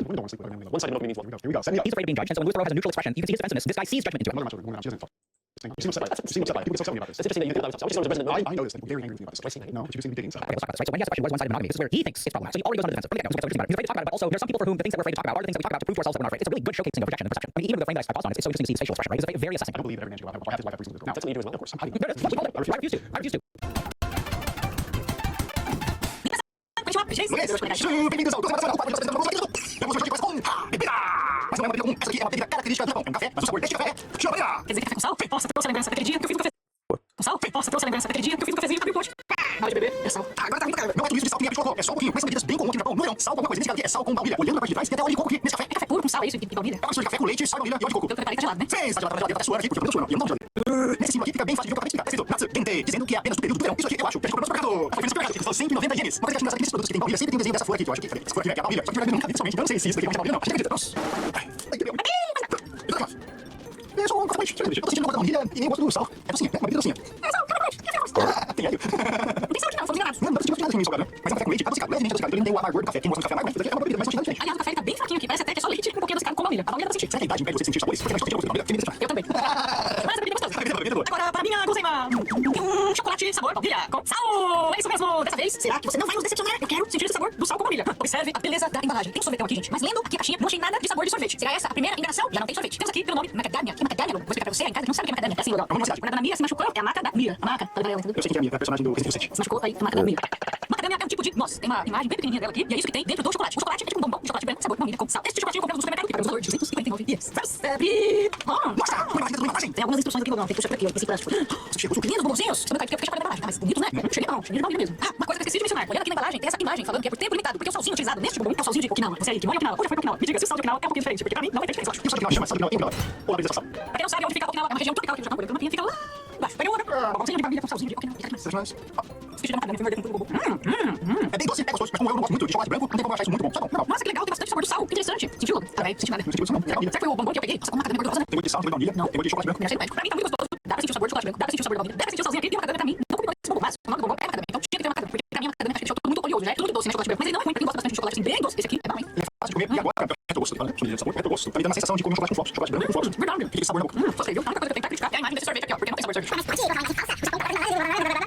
Pode, porque aqui está escrito que é apenas uma imagem. Veja a belezura do bombonzinho. Tá vendo a macadamia dentro e até os pontinhos pretos da baunilha. E aí, o que você achou das guloseimas de hoje? Você já experimentou algo doce com sal? Não vale aquela vez que você pegou o potinho de sal achando que era açúcar e pá, café. Aliás, você já fez isso também. Deixa eu falar aqui nos comentários. Se você gostou do vídeo, dá um joinha, compartilha o vídeo, que ajuda muito no trabalho. Aqui no YouTube, até o próximo vídeo. Bye.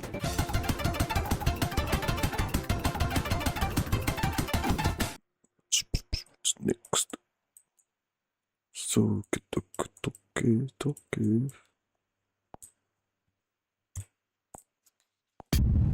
There are thousands of YouTube videos that will never appear on your screen because they're unlisted. That means they're intentionally hidden, and some of them contain deeply unsettling content. One unlisted video contained real photos from a horrific crime. In another case, a glitch on YouTube took viewers to a video they were never supposed to find. And one video contained content that kids should never see. These are the creepiest unlisted videos hiding on YouTube. The goal, guys, is 2.5 million subscribers by the end of 2026. It's crazy, so we need the world. If you subscribe, I promise to do my very best for you. How visual are you? Awesome. Video with hidden signals. The way unlisted videos work is that they don't appear on the YouTube channel or in search results. You can only watch them if you have a link. For some people, an unlisted video is the perfect hiding place for videos that they don't want the world to see. And some use unlisted videos to share disturbing content while hiding it from the public. In 2017, a Reddit user found one of those hidden videos and it disturbed him so much that he couldn't just close the tab and move on. He went to a subreddit called Deep Into YouTube and posted a strange video he found. He posted the title of cryptic unlisted video being linked on videos for kids. Reddit users clicked the link to see it for themselves. So as soon as they saw the video title, they realized it was really weird. The title was just a random string of letters. The footage was even stranger. It had flashing colors and noise similar to a corrupted font. But viewers soon realized something. The video was hiding a creepy message. Even worse, that message seemed to be aimed at kids. Some viewers panicked. They started discussing what they could do to take the video down. To understand why they were so worried, you need to know what was happening on YouTube back then. Around 2017, YouTube had a massive problem. There was a wave of videos that looked like they were made for children, but the actual content was deeply inappropriate. They use iconic kid-safe characters like Spider-Man, Dora the Explorer, and of course, Elsa to bait in young viewers. Cartoon characters were put in violent or bizarre situations. Some videos included scary images and adult themes that no child should see. The scandal grew so large that it was even a name. Elsa parents were furious. Some prevented their kids from watching YouTube. It was around this time that people found that the unlisted video we mentioned earlier. They realized it had a secret message aimed at kids. They wanted to understand why. The video was short and cycled through flashing colors, and as each color appeared, a robotic voice spoke to the viewer. It sounded like it was issuing instructions. Each color was assigned a trigger. Red, your trigger is Transformers. Blue, your trigger is Spider-Man. Viewers didn't understand why this video was assigning triggers to children's characters. So one thing was clear: someone was trying to send a message. Soon they found more unlisted videos using the same format. One video said, Red, your trigger is Star Wars. Another video included strange phrases. Yellow, your trigger is the phrase. Oh yes, I remember. The colors and audio were only the first layer. One of the videos also had the scrambled text on the screen. Reddit users suspected it was a cipher. And they rearranged the letters and decoded the message. They wrote Spider-Man and Elsa are your friends. Sending the video more connected to us again. Spider-Man and Elsa were two of the most common characters used in those inappropriate kids videos. So users found another coded message in a different video. When decoded, it revealed a dark poem about sitting in prison waiting for a shock. Reddit users analyzed all of the evidence. They came up with a theory about what was happening. Some believe these videos were part of a secret community trying to influence kids in a negative way. Including seemed to support that idea. They repeated weird trigger words. And they had cartoon characters most kids would recognize. Many came to the same conclusion. These videos were trying to hypnotize kids. Nobody ever found out who made them or why. A completely anonymous person was operating in the background, and there was no way of stopping them. And the unsettling part is that most people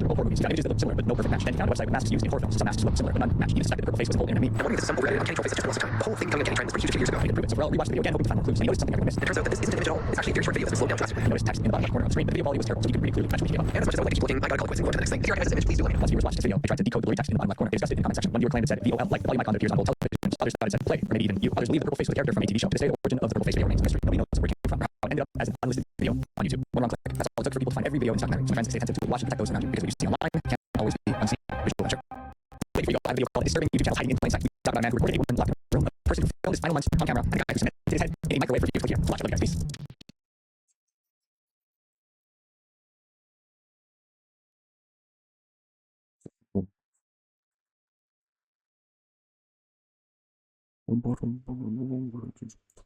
Right.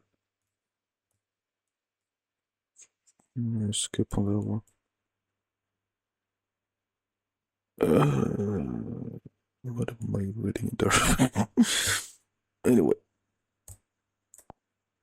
Ladies and gentlemen, I have some good news. The video game Crash has been canceled. At least there seems to be a solution that's been thrown out there, and this is something that came out last week. So, and I was reading through it, I couldn't believe what was being described because they didn't necessarily say it, but hey, we made it back to 2020 levels with the metaverse and Fortnite. That's a combination, but that's actually what's being pitched here. And I want to take a look at that here today when it comes to AAA gaming and what the real solution is. So if you guys enjoy the video, put like button, subscribe. So during this presentation, Unreal Engine 5.8, which there seems to be more optimization rather than better visuals. Same kind of thing with Unreal Engine 6. It's more so the ease of development and being able to move the game across multiple platforms. It's pretty important, right? Like being able to have an Unreal Engine logo come up, that person playing the game starting to question, oh, is this going to be a stutterfest or not? So at least they're working in the right direction there. There's controversy around AI, as generative AI is becoming more and more built into Unreal Engine. That'll be a whole thing I'm sure that'll be figured out, especially as we go into Unreal Engine 6. Again, during this presentation, Tim Sweeney talked about AAA gaming and saying like a tidal wave was washing over the AAA space. And I mean, he's right about that. If you look around currently with a game budget looming hundreds of millions of dollars, it is a like if you swing in this, that seems to be every studio. I mean, that's why mainly mild success. How many times do you hear a game has not met expectations? Pretty consistent. So at least understand the idea that we got to figure something out here for AAA games. So after talking about the tidal wave, we then moved over to Roblox and other forms of entertainment that are pulling attention. And that will also be correct because yeah, there's a lot of stuff out there now. Back when I was younger, it was oh, you had your Super Nintendo, your N64, your PS1, and that was kind of like you had the TV in the living room or something that got so many channels. Yes, but basically it was you, dark room, you, dark room, Mario 64, and there's no phone next to you, nagging with social media or anything. You were just locked in for the weekend. Those are good times. I'm sure people do it back on those times. It's just simpler, but also more welcoming because there's fond memories there of almost like the peace around this quiet. But with that, he does talk about how loud it is, how much attention TikTok, Roblox, and social media, right? So what do you do to combat that? Well, you join up with Epic Games and Fortnite. He says, what do you do in the future is that Roblox grows in each game. A lot of people are saying this online. You know, what you have there is a centralized platform with a single gatekeeper that commoditizes all content, takes more than 70% of revenue, and has 450 million users on board. So that's a real challenge to game develop. So what's the solution? He says we're going to need to build better games. I mean, sure, we always try to build better games. He says we're going to need to build them more efficient. We're going to need to design, upfront, and build more connected games where all of our player bases are connected socially and our economies are connected. So players, instead of seeing these as isolated products, see them as part of a global ecosystem that all game developers participate in together. He also talks about lowering barrier of entry, which again, really Fortnite is just free to play and how to make money. There's currency and microtransactions in the game, and that's basically what he's pointing out here. Hey, it's like $70, $80, $100 games. So I'm making free to play and charge the back end of that. And like over time, like the math, you check it, the rhythmic works out, and in a way he's correct for certain circumstances. Again, I would say the majority, the math doesn't work out because we see them shut down time and time again. Live service games, it seems like you have to take a swing at 10 of them before one hits, and who knows better right now than Sony has a great example in this generation of 5 years. It's just trend. Then we hear about older games that have been canceled and then one did come out and then gets pulled back in after a couple weeks on the market. So these are things I think are very easy to say when you have a Fortnite. It's much more difficult to say when you're trying to make a Fortnite. But it essentially says with Unreal Engine 6, we're not going to platform release. So think about a PlayStation, the Nintendo Switch, Xbox, PC, and then there's Fortnite. And I guess the idea being like Roblox, where many different games are made and put into that ecosystem of the platform. Similar thing here for Fortnite. And you know, it's very optimistic view to say, oh, all these billion-dollar companies are just fine sharing assets back and buy a sword in one game and you go over to another, work fine, all Unreal Engine 6, everyone go along and be real happy that that premium sword is $20 on this game, works in the game, and that developer gets no money for it. It looks really cool. So that's, I don't know how well that would actually work out in practice. These are things I think look really good in like a business presentation PowerPoint, then really break down when you actually start trying it out in the real world. And it just becomes kind of over-engineering of the problem with AAA gaming. And I will say this, I also think there's one obvious solution for fixing AAA gaming right now. When I say fixing, I mean it's the struggles that we see because it's pretty obvious. Games have gotten more expensive over time to make. I mean, they're more expensive than ever. And so many times you'll see a game budget dimension in passing or a report or something like how did that game cost multiple hundreds of millions of dollars to make. It makes like no sense. People are thinking there's embezzlement or something happening in some of these games. So a lot of it does come down to the time development with the amount of labor and of course where you made the game. That is very, very important thing that people tend to gloss over. If you make a game in California, Santa Monica, or other parts of the US where it's very expensive to have a staff of developers, like high talent developers, even ones that are in demand, it's going to cost a lot more. And if you make it say in Japan where it is just cheaper to staff an entire studio. And so these overinflated budgets mean that these companies are constantly under pressure to sell 7 or 8 million copies in order to break even. And that's just obviously not sustainable because the costs around games only continue to go up. When we start to hear that Call of Duty is approaching the $1 billion mark, that's insane. I mean, it comes out every year. Yes, they sell 15, 20, 25 million copies. That number, and it's still creeping up. So it sort of makes sense why they're doing all kinds of other things beyond the $7 price tag. See, we're at this inflection point where gamers look at an $80 game and go, okay, this has to really deliver. It's got to be above and beyond. Sure, and I understand because people say, oh, if you're one, yeah, that happens. That happens a lot down the road. But with these game companies and these budgets, that's what they really do. Other than well, we can cut down on the budget, maybe tweak some things in development. The game doesn't have a certain expectation. That's also been going on throughout development as teams have these, right? Or we can do other ways to get money, microtransactions. And we've seen so many experiments run for a long time. Just like the PS3 360 generation when the Battle then was on used games. You remember the EA Password? You want to play online, you got to spend $10 to get what used. They covered that because I feel like they're all my bodies going to nosedive in terms of overall population. But those are kind of experiences that we've seen throughout these generations where these companies trying to figure out ways to make more money as well. Try to get the budgets down. Well, I mean, the one that keeps coming up and there's a lot of pushback and you see the fighting back and forth online is could AI actually solve a lot of the more tedious or time-consuming tasks to get games out in 3 years? Like, I think if studios in the game development down to 3 years, we may be on something then. And I do look at a few examples more recently that I think there's studios that are starting to figure out. Capcom is one. I don't think they're really explain what they were in dire straits back when 16. Also, World comes out, I think turns things around for them. They make a big focus on their own internal engine, Ori engine. That means that the pipeline for development internally has a bit more conjoined now where people from different teams can help out games that need it. And it just seems like the workload. Just from the outside looking in, the proof of the release over and over again. They're like, well, it's all there. It seems like they figured out how to get games out without taking 7 or 8 years to make it, right? I think Square Enix is kind of starting to figure out some. Like, I look at Final Fantasy VII Remake trilogy. Like, it's a perfect example of what we need to see more here with these different companies, where they get 7 Remake out 2020. 4 years later, Rebirth comes out. It's a much larger game. Obviously, they use assets, animations, they already have the lore kind of built out, but they changed a lot. Reimagined, it's like a whole different game at this point. And now here comes Revelation 3 years after that. So from the time Remake came out, started the trilogy, they got 2 more games out that would be in the AAA space in the span of actually just under 7 years. I think when you start getting back on that cadence, you're going to have a better shot. I say better shot because the unfortunate reality, the harsh truth, is that just by the sheer definition of AAA gaming and the risk that's associated with it, there's only so many games come out that we may look at like this great game, people play it, and then now people buy it, and so that's just kind of reality because more games than ever are coming out. And it's interesting because with Tim Sweeney pitching the idea of a metaverse with Fortnite and Unreal Engine 6 being what they should be doing, what they should be focusing on, all I can assume is, hey, we'll pile right into say Fortnite and it'll give people these experiences they can tap into they wouldn't otherwise. I think they're also, I assume, kind of giving up. Like, are you going to go into Fortnite, buy a game for $60? I don't, is that a thing? I feel like it's not. I feel like people tap into Fortnite or jumping in because they want to hang out with their friends and play Battle Royale. A lot of it is social. They jump in, they're like, hey, let's jump on, we'll hang out, chat for a bit, we'll see if we can do a victory royale or something, and then after an hour or two, we'll sign off and say bye. Because that's just how kids have been coming up, of course, throughout middle school, high school. With Remake, oh my experience, great. I have to imagine there are many kids now who went through high school back and forth at this time. That was their social game. Like, they jump on after school, homework, everything, and do a few rounds and have a good time with friends. But the thing is, I just look at Fortnite, and you can say that's actually a problem for gaming at this point. You can say a lot of forever games are the live service titles because we had enough stats going around that shows that yeah, they do also suck up a lot of money. Otherwise, a decade or two ago would have gone to these AAA games that have only gotten more expensive since before Fortnite was around. 50% of PlayStation Store's revenue that they bring in every year. Bring their own reports of Sony goes to these live service forever games. 50% are not only Sony's first party games they're trying to sell. A lot of these third-party AAA games, the overall pie, before it even gets to the AAA gaming space, the premium AAA gaming is cut half right away. But one thing's for sure, the current trajectory, the AAA gaming is just unsustainable. It's going up, but revenue coming in and not going up as fast, so that these companies are profitable because at the end of the day, the business, that's what they exist to do, means that you're going to have some issues in the future. We're already seeing now, and that comes in forms of layoffs, studio closures, cancellation for games. And one of the things that I think is kind of frustrating, a lot of these companies being very risky, and that's a shame because I do think some of the more risky ventures, especially back you can say during the PS2 and the Xbox 360 era, we got a lot of the big name franchises that we're still enjoying to this day, and that just seems like something that'll be few and far between if budgets really are $300, $400, $500 million more frequently. But let me check out this one down below. I saw both being said here, and I'm like, that sounds like the metaverse. I wonder if that's something people actually want at Fortnite in the future. Thanks for watching. I'll see you next time.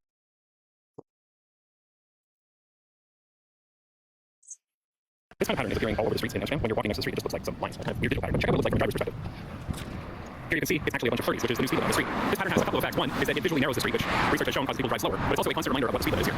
Amsterdam has made 30 kilometers per hour the default speed limit, and almost all streets are 30 kilometers per hour or less. The city is redesigning streets to be narrower, installing traffic calming, but it's also trying lots of different things to see what will make drivers actually drive the speed limit. And this is an interesting one. Hey, so glad you make it to my new place. Please make yourself comfortable. Yes, I finished unpacking. Why do you ask? Home interiors come in all styles. Mexicans, Scandinavian, Pee Wee Herman, jail cell. They're important places for us to get comfortable, relax, and live our lives. So it kind of confuses me why in recent years we turned our homes into trendy coffee shops that are one fake plank away from being empty concrete rooms. Today I want to answer what happened to our warm homes. Why did we turn these safe spaces into cold waiting rooms? And why did we ever stop making Tuscan kitchens? These are so comfy I can sleep in one. I want to show you how bizarre modern interiors are by first taking us through some examples of homes that you, me, or that guy might have grown up in. When you think early man, your mind might go to this, which isn't necessarily incorrect. It's just a little weird. Believe it or not, cavemen didn't just live in caves, contrary to what their name suggests. I don't know why we fix that. I mean, why you're calling Neanderthals, so clearly change can happen. Ever since our two-legged naked bodies started roaming this beautiful earth, we've been constructing shelters made from wood branches and whatever the hell else we can find. Yeah, this doesn't do. Yes, we did like catching a vibe in a cave, but once we started building structures that stood Mother Nature's wrath, we have not gone back to living in these cold, sterile shelters until now, I guess. I don't want to do the thing we started the video at the Big Bang Theory, so let's fast forward a couple thousands of years. Homes have never not been a vibe throughout human history. Living in the New World, aka Baby America, how about a nice warm comfy vibe because you're living here. Living in the New World, but it's actually not new because you're Native American and you've been here forever. Let's put some nice comfy fabric everywhere and throw in some shit that grandma beautifully whipped together. How about it's the 1930s and you're a British British home and three young opinion bubbles. Yeah, your house is going to look like a house. 70s Sweden, 5. 80s Germany, 5. 90s Russia, so a little behind on the times, but still a 5. 2000s America.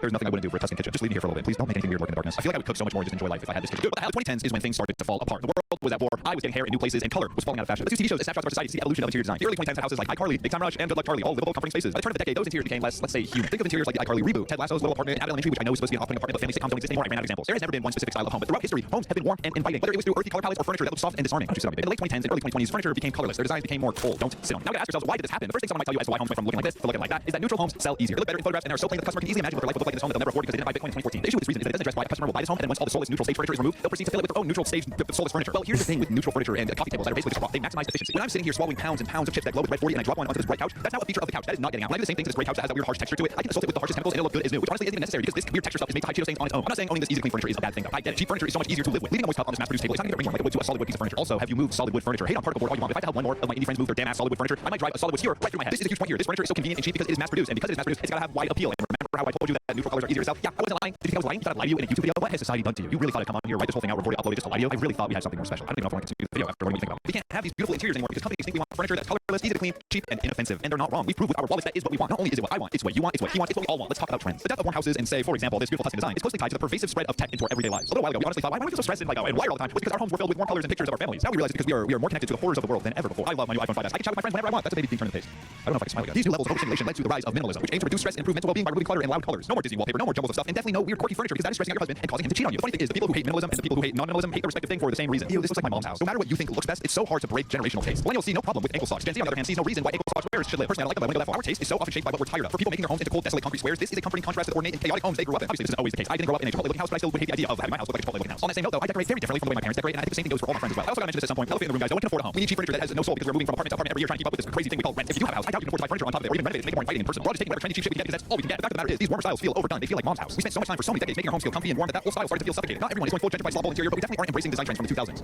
Or are we? I'm sure you've noticed a shift in interior design in recent years. During 2020, cheap LEDs were all the rage. The more purple your room, the more bitches you got. That is not the case anymore. Warmth is back. Hard style. People are filling their rooms with vintage warm lamps and crafting inviting environments with candles. Can we talk about candles? Candles are everywhere now. I'm not talking about the Bath & Body Works ones that are like sugar cookie atom bomb. I'm talking about those long stick ones that are used as a light source and vibe source. Those are everywhere. And those TikTok LEDs, those aren't dead. We just picked up their 1 gram remotes and set them to comfy mode. For years, I'm telling you, for years, IKEA only offered their iconic Billy bookcase in 3 colors: black, white, and emaciated tan. I would know because I pushed off buying this guy for a very long time, just waiting for a warmer brown to drop. Guess what color got discontinued and replaced with 3 different browns? I'm not bitter at all. I had plenty of other options that I just didn't bother looking into because IKEA is just convenient. I trust IKEA. Not bitter at all. Clearly, there's something going on. Companies don't take risks on adding new colors to a vital product without being confident. The people want color again. And it clearly worked. These new colors have been successful enough to stick around for years. It wasn't just a fluke. We almost truly believe that our homes should be blank sanctuaries, only there to clear our minds from the digital clutter of the modern world. That color, texture, knickknacks, science experiments, and frame photos filling our houses were bad for us. Things had been too colorful, too crazy since like I don't know forever. We decided it was time to do what no human was brave enough to do before: make our homes sterile and uninviting. And then we realized that shit sucks. Homes aren't supposed to do this. We like color. We like stupid, solid furniture that sucks but to carry and move around. We like interesting furniture and filling our spaces with things that make us us. Let's see what I got going on over here. I got this game on display. This game is Super Slap. Are you kidding me? We got Tweety Bird in the corner there. What else we got over here? There's a rat in the corner. I'm not gonna show you because he's really camera shy. He freezes and makes himself look dead. Every time I try to take a picture, there's a rat chilling there part of my furniture. Got these posters in the back. This is all just completely ruining my mental well-being seeing these things. The portal one does kind of affect my well-being because it's cut off on the top, and I just have never been able to find one that fits that frame, so I don't let it affect me too much. Yeah, all these things might seem stupid to you, but to me and my friends, they make this space so much more warm and inviting. I'm not saying fill your room with frame stuff, but if you feel like your home isn't home, it might be because it's a little off-putting. I don't know. Try out some like warmer, softer things in your house. Try some wood, some furniture that says sit on me rather than I'm McDonald's. I want you to get out as soon as possible. And I've felt the rumblings. I've heard the cries. I've seen the messages. People want Tuscan kitchens again.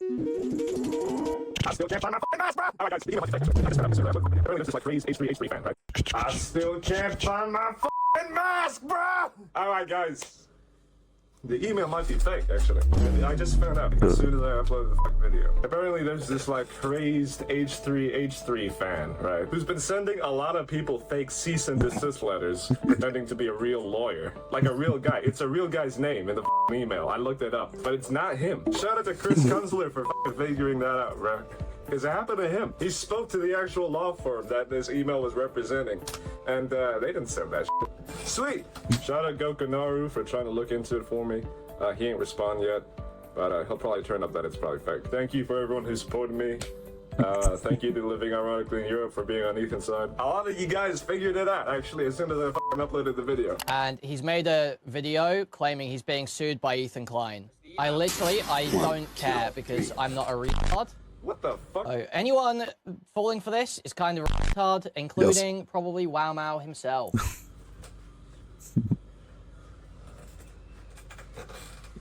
What is up with that guy? Why did I fall for it? I don't know what a cease and desist letter looks like, bro. I was like, yeah, fuck it. That's probably fucking real. Sounds like something that he'd do. Ethan? Alright, you didn't send it, bro. You're innocent. You're not even watching the fit. You don't even know it exists anymore. And maybe you don't support the genocide of Palestine. Maybe. But maybe you still like a cheeky bag. Oh, and also, I was lying about being broke. That was a bit for the video. World time, bro. Alright, guys, let's get it. It's World's birthday, bro. We gotta do it. The 5th birthday badge. Sore. Shit. I'm not gonna go on lit. I can't do the same thing as last time. Let me do the video. That shit pisses me off.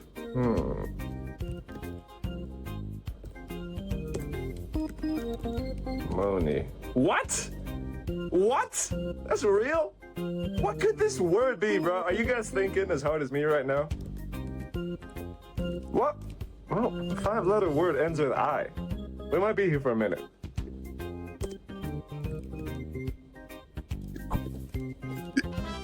You gotta be kidding me, bro. That's the word for the fucking 5th birthday, bro? Nah, you know we gotta do connections next. Yeah, you gotta do this.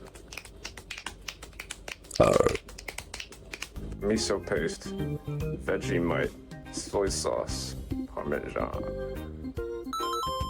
Heart and Soul, The Entertainer, Spinderella, People Person. Whatever. I don't even know where I was going with that. Chopsticks for release. The Entertainer, Heart and Soul. Yeah, yeah. Bro, it's so fucking hot in here, bro.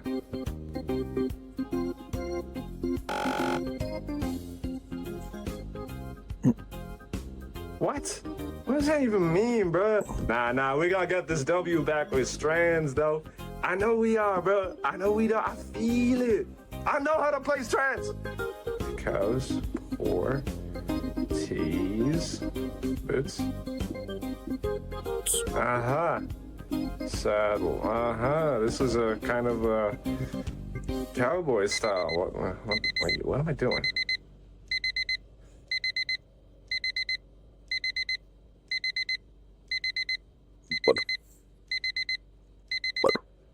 What the fuck am I doing? I don't know.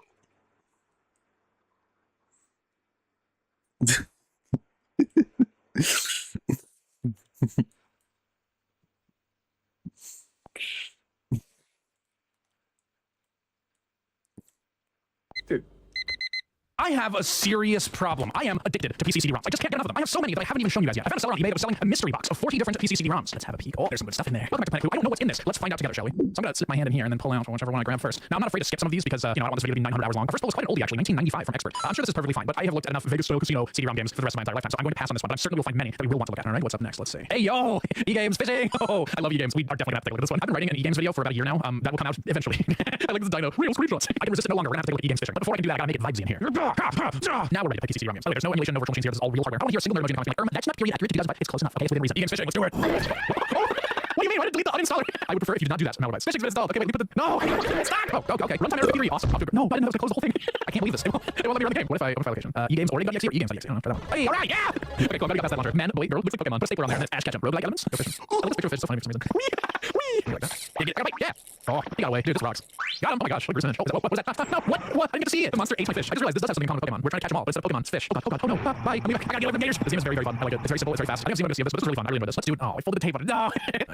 Ooh, Tom Raider. Hey, so this poll was way more insane than I realized during recording. At first I thought this was a really common DOS Windows 95 Tomb Raider worth about $7, but no. This is an incredibly rare first edition Tomb Raider Friends DOS only worth about $80. I don't collect anything for its resale value, especially not CD-ROMs. I just think it's interesting metric on screen. Yeah, this poll alone made the whole mystery box worth it. 1996. Wow, yeah, this is a good one. I mean, come on, you don't need to explain that Tomb Raider is a masterpiece. You should know already. All right, let's get Tom Raider swing. The MS-DOS Substance Crash. Why? See, this is a DOS game, so naturally it's trying to run DOS mode and tries and then it can't for some reason. Well, when in doubt, let's get DOS box. mount E to the real E drive, which is backslash, not forward slash, change over to E, install.exe, and then we do install, Tom Brady, auto detect, continue, save, now do tune.exe, finally, hopefully. Yeah! That's sound, yeah, let's go! I usually use real machines, so I was very unprepared to use DOS. I don't know how it works. This is awesome. Oh my gosh. Surprise, it's time. Dude, imagine how nuts this would have been in like 1996 playing on your DOS computer. This is crazy. This is a PS1 game. Surprisingly, I have no nostalgia for Tomb Raider. The first time I played Tomb Raider was when they made that fantastic re-release on Nintendo Switch, one where you could change from the old and new graphics modes back and forth whenever you wanted. That is so amazing. Dude, okay, at the time this came out, most DOS games looked like this. Having like a fully 3D game like this must have been insane to look at. Well, this is delightful. I have a real copy of this now. This is awesome. All right, next game. We've got Sim Theme Park. Yeah! I have to, dude. I have to. Let's give it a shot. See what it's like. The procedure entry point LPK present could not be located in the den. What is Bro yapping about? Oh, I'm here to fix your roller coasters. He's like ready to install them. Like, could you please install the game? I'll do it. Oh, another installer. If you must. Oh, what are these renders? These are ridiculous. I respect the genuine earnest use of Comic Sans. This looks amazing. This is really nice. I really like the dinosaur jumps. Belly bounce. Sorry, I'm speechless. This just actually rocks. This is such a stylized, like, cool simulator game. I'm so used to like Roller Coaster Tycoon 2, but this is like fully 3D and so animated. It's awesome. Let's ride the ride. You can ride them in this. Oh my god. Oh. He doesn't look very happy. How do I control anything? I can't. How do I jump on them? Oh, spacebar. Boing, boing, boing. This is awesome. I can jump on the dinosaur with all my friends. We're the crazy ape. This is one thing you can never do in Roller Coaster Tycoon is yourself get on the ride. This rocks. What a great game. Oh, the motion sickness. Oh. Let's go right here. I always say I would have loved this as a kid, but I love this now. I get to have all the joy I would have had back then, but right now. Right, time for the box pull. Let's go. What's it gonna be? What's it gonna be? Vet Emergency. One of the creators of the best-selling Emergency Room series. Okay, so the problem with this is this might be a little sad because if I get a game over in this, it's gonna be really depressing. Of my own volition, I'm going to skip this one. I'm just gonna pull just to see if it gets anything less. Oh, Doom 2! Wait, no, Doom 2 for Mac. They made a Mac version of Doom 2. Well, I can't play this right now because I'm on PC. This is only for Mac. I will save this for when I do a Mac games video because I'm gonna do a Mac games video. I have lots of old Macs and I want to show off what I can do, and this would be a perfect excuse to do it. But not right now. This is another video. Let's do another pull. Let's see what we got. Baseball Mogul 2004. This is gonna be like a fantasy baseball thing, and then this is how you manage your team over many simulated years. I'm gonna skip this one. I'm sure it's cool, but this is gonna be really dry to look at in the video. What's next? What's next? Oh, Game of Life. Yeah, I'll take a Game of Life. Why not, right? Oh, Jewel Case Brokey. Yeah, let's give the Game of Life a try. Why not? Oh, Hasbro. Get off the TV, mister. You get down from there right now. Look at this Comic Sans. Now we're talking. Doctor falls over. Oh wow, very few letters in that very wide box. Okay, falls over. Wow, not even that, huh? Why is the box so wide then? Fall over. Fine, I'll just fall over then. I hate all these characters so much. Wow, look at that huge map. Sure, I want more choices. Oh, I get it. You immediately put yourself in debt. That's very good. Man, this art is fantastic. I just want to look around this map. This is like so much. When I was a kid, I was like, wow, look how whimsical this game is. There's so much stuff going on. It's crazy. But like when you actually look at the individual things that this game throws at you, it feels like a really cynical game. You know what I mean? It's like it's always vacuuming money out of you. Oops, taxes are due. Time to pay college for your kids. You know what I mean? Like I want to sit and play an entire board game. So I'm gonna move on here, but wow, this is really good to have. All right, time to go to disc. Nope, E-Games Arcade Collection. What's up? Yeah, baby. Wow, that's a 7. Okay, I love E-Games stuff. So I'm gonna eat this up. This is open from the top. Nice. How many broken jewel cases do you send? Let's get Zap Retro Arcade Collection. So how can I decide when there's so many options? Let's try keyboards old. Where do you want to put the virus? I'll put it there. Yeah, that's fine. Let's do it. Bird holder. It's like Zuma if you were to mix it with Collapse. This is great. This is great. I tend to like these kind of casual games in general. Like I grew up playing these, so I like them. I think Dustman is the only 3D object on the screen right now. My GPU is absolutely melting under Dustman. It's Hyperspace Man. Oh, it's a mouse game. It goes as fast as your cursor goes. You shoot rockets with the right mouse and you shoot regular bullets with the left mouse. I got spread bullets now. This game is just straight up good. I'm gonna move on just because there's nothing else to say and I'm just keep playing it. I'm gonna do like 2 more in this and I'm gonna move on. I'm gonna do Crusader Space 2 and Vector 2. Corn dog shell. This is not you click here. No, I have to click there. Using the mouse to move the ship left and right. There's analog. And I'm holding the left mouse button and getting upgrades for my lasers. It was a good long time where I didn't really like chopstick. I just made me feel nothing, but I kind of like chops now. I come around. It's kind of visually really cluttered. I'm starting to determine what's enemy, what's their bullets, what's my bullets, and what's the background. This is perfectly fine. It's good enough. This is very amateur. Let's go. Girl, I love you, but not being all that. Not to be mean because all these games have been fine so far, but this reminds me a lot of Action 52. In the sense that there's just a bunch of space shooters in a row. Okay, this one is the most boring of all of them. You're only shooting space rockets. There's not even any enemies. It's just asteroids, and you're only shooting asteroids. Okay, there are enemies. I have a rage near the bottom right. Oh, those asteroids and occasional enemy ships. Oh, they're really making me rage. Sorry, Back to Earth 2, you're a little bit too boring for me. There's definitely plenty of enemy behavior. This is perfectly fine. Out of the way, friend. This is box. Let's get another game. Card games with seal. Nice. I love seal game. By the way, free mail, I dare not peel this off because it seems to be from like 1995. I guess maybe 1996. I am going to skip this one because I want to keep this sealed. And also I don't like card games that are really boring. So I'm gonna skip this one. What's up next? Jewel Logic. What's this? I have this. It takes just seconds to learn. Thrilling music, sound effects, endless replayability. Let's get a collapse on. Actually, I'm not playing this because I copy is sealed, so we can totally open this up with Jewel Logic. Yeah, okay, yeah, this is just a collapse one. I do like me some collapse. This is a very cool one. Like 3D. Yeah, these are not really big clusters and not leave anything on its own, or else that means you can't get any more points and you lose. Lose level next time. See, that's the challenge. Oh, I should probably save the cherries because the cherries give me new lines. I see. That's pretty cool. That's nice. I mean, that's it. Really, for like, whole CD-ROM, you can just that and that's it. But it feels like it would be like a compilation of like 900 other games, but like this is just the one. That's all you get. Well, this is okay, I guess. I mean, it's fine. I don't know. I kind of want a little bit more than just that, right? Like that's the whole thing. That's it. What is this one? Ooh, Solid Gold Games. It's another Cosmic compilation. No way. They're marketing the no shareware as a feature. That's a good sign. That bodes well. Arcade games, card-based games, video games, kids games. Okay, there's lots of variety. Let's take a look. Welcome to 201 Solid Gold Games Windows. Do you not wish to install all the games? You're given an opportunity to select games you wish to play. These are the games you wish to install. Well, I cannot avoid 3D Frog Frenzy. If you would put a game called 3D Frog Frenzy in front of me and expect me not to install it, you're crazy. You're just insane. Yeah, baby, yeah. Oh, this is gonna be Frogger. I just realized this is totally gonna be Frogger. This looks very 1999. Alright, give me a logo. Yeah, this rules. This goes so hard. This is the smelliest game I've ever seen. I love this. This is why I obsess over CD-ROM games, to see stuff like this. This is like anything else. Watch your step, you silly old frog. Do not call me that. Nobody in the comments call me that, or I'll be really cross on you. I have to quit because I'm having fun. If I don't stop now, I will play this all night. 3D Pinball Express. Yeah, give me that right now. This seems like it is the exact same development team. They're using the same menu engine and everything. Terrormeister incoming. I gotta do Happy Kitchen. Let's do Happy Kitchen. How do I do the flippers? Shift. Oh, it's shifts. Makes sense. Apple. Banana. I actually really dig how scrappy this game feels. It feels like it was made by somebody's dad in like a garage. Like I love games like that. Take a note, everyone in the audience that cares about my taste. This is it. This is my taste. Okay, do you understand? When I see games that look like this, my brain turns off. When I see games that look like this, my brain says, this is not for me, okay? Board games, card games, slot machines. I will skip all 3 because those are the boringest CD-ROM games in the world. Top 20 Solid Gold games. Let's try it. Number 10. So what do we mean top 20? Who ranked these games? Sorry, 1996. These are really old. Let's do boxes. Yeah, what? Oh, the arrows are controlling this instead of the game. How do you move the box? Whenever I use the arrow keys, it just turns up the difficulty. Oh, I use the number pad. I don't have a number pad. It won't even let me play with the top row number keys. I'm turning this off. Maze Omnia. Oh, I see. I'm putting the ball around with my Magneto. Here, come to me, this red ball. We're going to the green hole. No. Oh, I'm just going to Killer Bees. Whoa. I accidentally clicked read manual. It's like, it's just going to go to I'm not supposed to load in WordPad. Oh, I like the sound effects a lot. It's a nice simple game. I like it. Okay, I like the stinky. Okay, let's see games for kids and lazy games. Oh god, not 92 megabytes. How will I ever fit all that on my hard drive? But Killer Bees. We just played Killer Bees. This is just like those bootleg clones. They're like, we'll just put the same game over and over. They'll never be able to. Let's do Dragon Trap. This is Hangman. Okay. Oh, all right.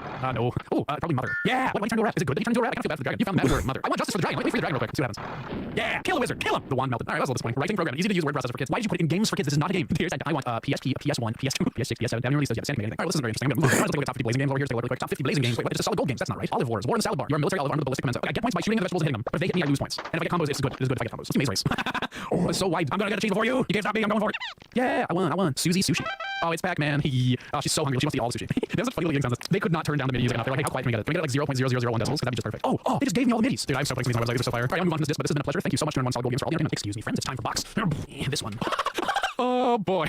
Wow, somebody only paid $8.77 for this apparently. I have something to admit to you guys. Cars was my favorite thing in the world in 2006. I couldn't tell you why. I just love this so much. I used to watch the DVD of this over and over and over and over and over again. Like, I'm talking obsessively. The Win Max CD-ROM thing like existed for a few short years and kind of dwindled. I don't know why. Yeah, let's take a look at Cars Radiator Springs Adventures. Oh, let's go. That is a like queen on this. I was gonna be a mini collection. Oh, 3. Wow, I was gonna be 3. That's awesome. Oh my gosh, look at that. DDR time. Let's go. Oh, it's just Simon. I'm so disappointed. I thought this was gonna be like a DDR like dance game. It's just Simon. Sorry, is this also Simon? The first 2 games in this collection are both Simon. Okay, this is different. Okay, it's like a game that jump scares you. Just the edges instead of jump scare probably just has the doc being upset with you. They had to make like unique graphics for every one of these. Somebody had to paint every one of these backgrounds. Wow, I didn't like even a single one of these games. These all stink. Let's try Sergeant's Boot Camp. You know what this feels like? This feels like a V-Smile game. But like less good. I like the 3D. It looks nice. Look, I can make do with little baby games. Okay, I can't. I like the V-Smile stuff. I like that around. I can adjust my expectations for whatever the target demographic is. Okay, this would definitely have bored me when I was a 7-year-old. Moving on. All right, box time, everybody. Let's go. All right, let's see what's in store for us. Let's get this one. Test Drive Off-Road 2. Wow, look at this. Accolade racing game from 1998. Ooh, this is gonna be good. Say no more. I'm in. Oh, this is so cool. Wow, this feels great. I'm controlling the arrow keys. The sounds are fantastic, by the way. The sounds are like disproportionately good compared to the 3D. Man, I'd love to see what this looks like at a higher frame rate though. Hey, editor, is this running slowly or is the game supposed to look like this? Yeah, it's supposed to look like that. So generally my taste in racing games goes something like this. For like 2000 stuff, it'd be like Burnout 3 and like Outrun 2. For 90 stuff, it's like Sega Rally. For modern stuff, it'd be like Parking Garage Rally Circuits. Those guys are like, look, dude, look over there. Those cars are so hot. Yeah, dude, do you know that Ford F-150 are you? That's crazy. This rocks. This is so aesthetic. I adore this. Get out or stay a while. Get out. All right, let's do this next. Oh.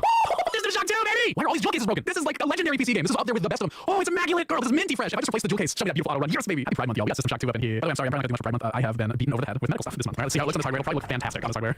Oh, no. Oh, the game Crashula. Oh, man, it's not working. Direct 3D device drivers not accurate report texture memory usage. Contact 3D accelerator for updated drivers. Safe texture manager to shock.config. Okay, let's put safe texture manager right here. Maybe that'll do it. Please work. Please work. Oh, no. Man, I just can't get the game to work. I'll just try another time. So it's not Evil Line Drive. I want to be able to taste test System Shock 2 by booting up remaster. This game has such a cool aesthetic, and there's very much a reason that it has a 92 on Metacritic. This is a masterpiece. I love the idea of building skills by spending a year doing a specific kind of training to build some kind of stat. It's really cool. If you like Half-Life or something like Quake 2, this will definitely scratch a very particular itch for you, and I can't recommend it enough. I'm not trying to really impromptu let's play. I just want to show you the vibes of games so that you're not left behind. Moving on, box time. Oh, Visual case. Sudoku for kids, huh? Interesting. I think I'm gonna skip this one just because it's Sudoku for kids. How entertaining could that possibly be? All right, let's see what about this one. Yeah, baby! Okay, I guess it's time for me to out myself as being a huge Blue's Clues fan. We're missing a disc. Wow, okay. Well, that is incredibly disappointing. Let me check if I have a disc of this that doesn't have a case. Oh my god, this is a match made in heaven. I can transplant my copy into this to make it complete since my copy doesn't have the art. Oh, this is awesome! It was all worth it. It was all meant to be. So for those that are unaware, Humongous made the absolute best of the best PC CD-ROM games. They're so good. And they've aged beautifully. They're so re-released sometimes. I'm thrilled to have a complete copy of Blue's Treasure Hunt as a huge PC CD-ROM and Blue's Clues fan. I would be delighted to show you guys this game. Oh, look at that art. That's so cute. Yeah, Blue getting on a computer. Planet Blue. Yes, I want to live in the world that Steve lives in. So Blue's Clues works absolutely beautifully in the context of point-click game because it is effectively a glorified hide and seek. The Humongous game format also fits really nice because you just click on everything consequentially and get fun animations. It's awesome. But these games are just so gorgeous aesthetically. Like, get everything right. This is so cool. I don't know why games like this don't exist anymore. These kind of like fusions of FMV with like this goofy cartoon world. It's so much fun. It's so cool. But yeah, if you're uncertain, Blue's Clues totally holds up. I recommend you watch it whatever method is available to you. Again, this is a scenario where I will play the whole game in front of you. So I'm going to move on. I'm going to do 2 more and the video will end. What's the next one? Oh, Magic Artist Studio. Okay, this is actually a bad example of game. Okay, I love this game. I promise I already have it and I already talked about it in the video. I showed it in my graphic design CD-ROMs video. Go watch that if you want to see it, but yeah, I'm going to skip this one because I've already played it on the channel. One more time. Brain power. Is this sealed? It is sealed. All right, we got sealed brain power. So because it's sealed, I'm going to pass on this. I also am not great at puzzle games. I don't want you guys to know how small my brain is. Another box pull. Let's go. Hey, Bob the Builder, can we fix it? I know this one. 2001. Oh, I got an ad for the Game Boy Color version as well. Yeah, all right. I'll take a Bob the Builder. Can we fix it? Sure, let's do it. Bob the Builder, can he build things? Bob the Builder, probably. Can we build it? Let's try that. Knock it down. Knock it down. Fluffy, knock down the old bridge safely. You just click the bridge when the wrecking ball overlays on top of the bridge. Look at the tree line back. What's on there? Good job, try again. Thanks. Hard. Where's Pilchard? Help me find where Pilchard is hiding. Found Kitty. I love this cat. This cat is my favorite cat. That was the whole game. I clicked the mouse one time and that was it. Let's try Travis Race Day. This style of game into the early 2000s sort of got entirely overlapped with Flash games. But I remember like Flash games feeling a lot like this does right now. It's not only pretty elaborate, a lot of movies like this. Yeah! Winning game over. I won. Yeah, that's right. It's pretty good. Like, I actually have like basically all these games so far. This one seems like quality. I like it. It's the last one before the video ends and you don't have to beg me for part 2. Oh, 1,000 best solitaire games. Don't get me wrong. I like me some solitaire. I don't know if I want to play solitaire on the video again. I'm gonna give this the old 1-2 skip. Yeah. Oh man, am I really gonna have to play hockey? NHL 2001. Yet another broken jewel case. Thankfully, jewel cases cost nothing, but it's just annoying that I have to do it so much. You know what? NHL 2001, you won me over. I'm gonna play a sports game. I'm sure you expect that sports video games aren't really my cup of tea, and the same way that sports aren't really my cup of tea. 6, 7, 2, 3, 5, 3, 6. You know that's the rules you get when you have the real disc and the real case and everything. These are real serial numbers. So keep them. Yeah. Oh, I love these Lego man. Oh, this is probably like this song. Replace the song with something else. It's not copyrighted. Yeah. Oh man, listen to this track, dude. Yo, NHL 2001 name. You just rave. You gotta put on candy get down. Dude, listen to this soundtrack. This is just like straight up rave trance from like the 90s. What's happening? Yes, the Polygon Man. Go do the thing. Which one's me? I can't do anything. Eric using nothing. Click mouse does nothing. Waz does nice space does nothing. This looks amazing. Like graphically, this looks. Wow, right as I say that, I see a PNG on 2 polygons. I really am not sure. I think the game's playing itself, even though I did quick play. I don't think I'm controlling this. I mean, to you, it looks all the same. I'm just playing. Oh, I'm playing the puck. Oh, I'm getting smacked around my stick. We had a lot of fun today. We went through so many neat CD-ROM games. I have a ton more in the box. So I'm gonna put this video as it is, and if you guys want part 2, you let me know. And I'll be seeing you guys again really soon. Thank you so much for everything. This has been such a pleasure. Don't leave it. It's send the PO box. Thank you, Rachel, for the lovely letter and the variety of lovely CD-ROMs. Thank you to JC for the lovely letter, the amazing fan art, and the Nintendo DS games. I'm sorry you couldn't get this copy of Pokemon Black Working because it immediately worked for Spider-Man. What is it with the Postal Service and resuscitating dead technology? Thank you to Angela for the lovely letter on the adorable kitty card, the custom holographic Pokemon card, and the lovely stickers. Thank you to Patrick for inviting me to your graduation party. Unfortunately, I won't be able to make it, but thanks for the hearty laugh I got while opening this. Thank you to somebody for sending me this goofy kids to Hero. Here's some batteries in it, and unfortunately it does not work. But only for perfectly good space. Thank you to ASD1994 for the lovely letter, the adorable fan art. Pop had hidden object collection, some of which were sealed. Wow. And The Sims 2 with several expansions. Very nice. Thank you so much. Thank you to Sarah for the lovely letter and the cake. I'm so sorry for the loss of your husband's father. I really sure the books and CD-ROMs you inherited and passed on to me will be very respected and cherished. By the way, he had 4 genuine Windows 98 installed in there. Thank you to everyone that sent stuff in my PO box. If you have something send me, check the channel description for the address. Much love to you all, and I'll see you again very soon. Nice. And that's over for the. I don't know if I want to watch this.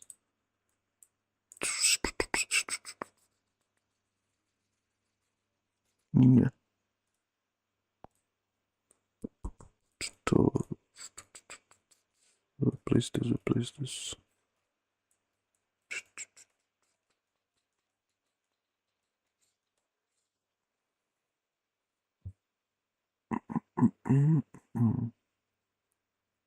If anything's missing from this side, nope. Because not. Right, it's been almost 2 hours. Yep. Time to kind of wrap it up. Oh yeah, I had to edit this one.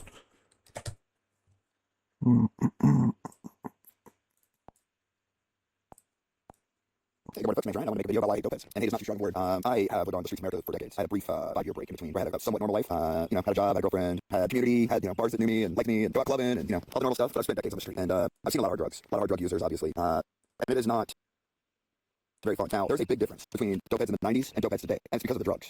There's a couple of things. It's the drugs. It's also how the government treats them. In the 90s, it was heroin, methamphetamine. There's all the soft drugs too, the softer ecstasy and, pills and stuff like that, weed, mushrooms. But the hard drugs were there. I was in San Francisco in the 90s. And it rocked me. I carried a girl down the entire length of Haight Street so she could get clean needles. Just a young girl from Israel came on vacation with her family, ended up stitching her family to do dope in San Francisco. And I carried her to a needle exchange so she could get clean needles because, dope's bad, AIDS and dope are worse, right? I watched my uncle buy babes when I was 10 years old. It was a horrible experience. And so I saw a lot of it then. And heroin's bad. It's not a good thing. It's killed a lot of our heroes, a lot of the musicians that we listen to and artists. And then, people I knew. But it wasn't anything like fentanyl. And methamphetamine came around. Methamphetamine was bad. Still is. There's people who use it lightly somehow. I don't know how. But once you start doing a lot of it or doing it a lot, it becomes bad. It's worse than heroin and the effects to people and community and families and stuff like that. So it was very rare that a meth addict was someone that I would want thrown in prison for the rest of their life. They were broken people, but you could fix them. They still had some humanity left, most of them. I mean, I knew functional meth heads. I did. Very few, but a few. And then came fentanyl. And then all the synthetic derivatives of it. Well, fentanyl's synthetic, but the, similar molecules to avoid, the federal class 3 or class 1 illegal substances. It's got to be declared that molecule by Congress, unless they're prosecuting under the Analog Act, which is more difficult. But anyway, fentanyl changed things. It's just so much worse. It's like heroin on steroids, but it's not just like heroin. What it does to people's minds is something else. It makes them hate you. If you're just a functional human being and they see you and they see you're functional, they hate you. Almost every person I know who does fentanyl, who's a fentanyl addict, hates everybody else. Unless they're another dope head that wants to share their dope with them. And they enjoy watching other people suffer, other people be miserable, other people be scared, other people be disgusted. They enjoy it. That's a whole different ballgame from heroin addicts. I see a lot of what looks like malignant narcissism in fentanyl addicts. And I see a lot of behavior that makes it look legit. And I've experienced their hatred over and over and over, thousands of times. I suffer a lot of health problems now because of 2 fentanyl addicts spitting in my face. One was just a mentally ill prostitute, just hating people who aren't miserable like her. And the other one was just a jackass in Pasadena during COVID, sick as could be. And I'm laying in a hammock watching a movie, and he comes up and spits in my face, starts screaming at me because I'm hanging in a hammock in a park. And I still suffer. I suffer daily. Half of my health problems started with that jackass. Because he hates fentanyl addicts, hate everybody else. They want you to suffer. They want you to be sick. They want you to die. They want you to hurt. They're evil. They're not just people suffering. They're demons who want you to suffer. So not only do I have to deal with them every time I get on an LA Metro train, or just, they're everywhere in LA. They're a plague on the city. I had to find a grocery store to let me take my bike inside with me so I could buy groceries without half my shit being stolen. So I can eat because of these turd human beings, worthless turds. And then, because I like camping, as opposed to working 80 hours a week to live in a toxic box with noisy, crappy neighbors and have, the apartment complex spray pesticides in my apartment every 2 weeks. I'd rather have fresh air, birds singing, little baby rabbit come to visit me every day. I get associated with these turds. I get treated like I'm one of them. Every piece of trash, every piece of human feces or dog feces, it's my fault because I'm just like them. I'm not anything like them. I'm not anything like them. But because Americans have very few working brain cells, because they assume a million things about everyone they look at, I get associated with those turds. I get treated like I'm one of them. Now there's hardly any services available that actually help. Like there used to be mail services at churches and places like that, but because these dope heads try to cause these old ladies to suffer, can't get mail at churches anymore. Services are closed up, locked up. You're creating hell on earth because the government allows them to be evil, doesn't punish them when they're evil, and uses them as a cudgel so they can steal money from charities and blame all people living outside for those turds so they can manipulate people politically. Fentanyl's a plague, and those people need to be locked in cages. Possession of fentanyl should result in a long-ass prison sentence. Prison, years. And if you're selling it, it should be the death penalty. Go through the court system, get convicted, death penalty. That's what needs to happen just to even start healing this country. There's a lot of other problems we got, but we can't have a civilized society with fentanyl addicts walking around. It's impossible. I appreciate people tuning in. Hope you understand where I'm coming from a little bit better. Hope everybody decent out there has a great day. And screw dopeheads. F them. What an interesting take.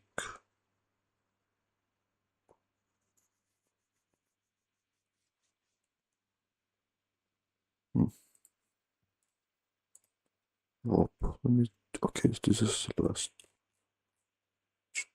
one. No.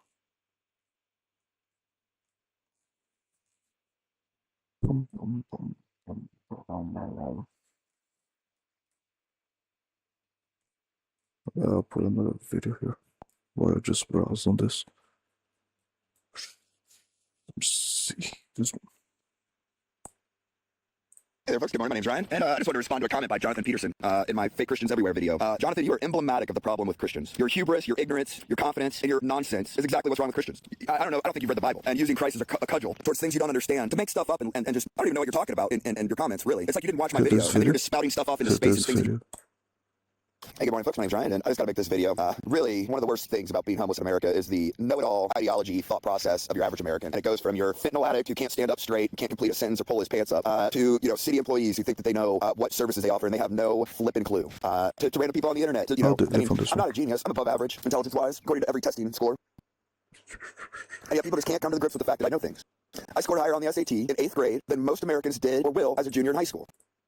But somehow they assume that I can't know anything, and they just got to tell me stuff.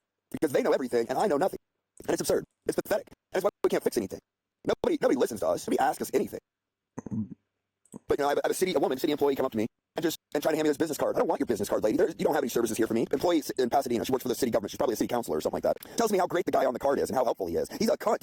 He's a prick. I'm never talking to him again. He approached me once and he did it in such a jerk-ass way I will never have a conversation with him again. But he treats her nice, and so she just thinks he's the bee's knees because he thinks that she's a respectable human being and talks to her like one. He treats us like we're worse than dog doo-doo. She's dumb. She's potato-headed dumb, but she knows everything, right? And, you can see in my comments, person, I don't even know if they watched my video about the problem with Christian churches, all the fake Christians right now. And, when they say, oh, you just don't know, or you're lying, the churches know better than you, they will feed you and house you and help you off drugs. Are you retarded? Drug addicts are sure that I'm just like them. I know better than the fentanyl addicts. They know exactly how I'm living and what I'm doing and how I get my money for my drugs that I don't even take. It's ridiculous. It's ridiculous. Americans, you don't know everything. Certainly don't know shit about homelessness. Certainly don't know how food stamps work. Yes, it is a crime to get food stamps while you're homeless in America. It is a crime. It is a major federal felony that can result in imprisonment, fine, and a permanent ban from federal benefits. And I can give you all the link. I can post a graphic and highlight the rules, and your average American potato head would tell me I'm wrong and that it's perfectly legal and I should just go get them. We have a potato head problem, people. A bunch of people think they got everything figured out. They know everything. And instead of trying to figure out, I can't get a P.O. box in America because of the Patriot Act. Because, it's really important that homeless people don't get mail because there'd be terrorism everywhere. But flooding the country with terrorists, that's perfectly safe.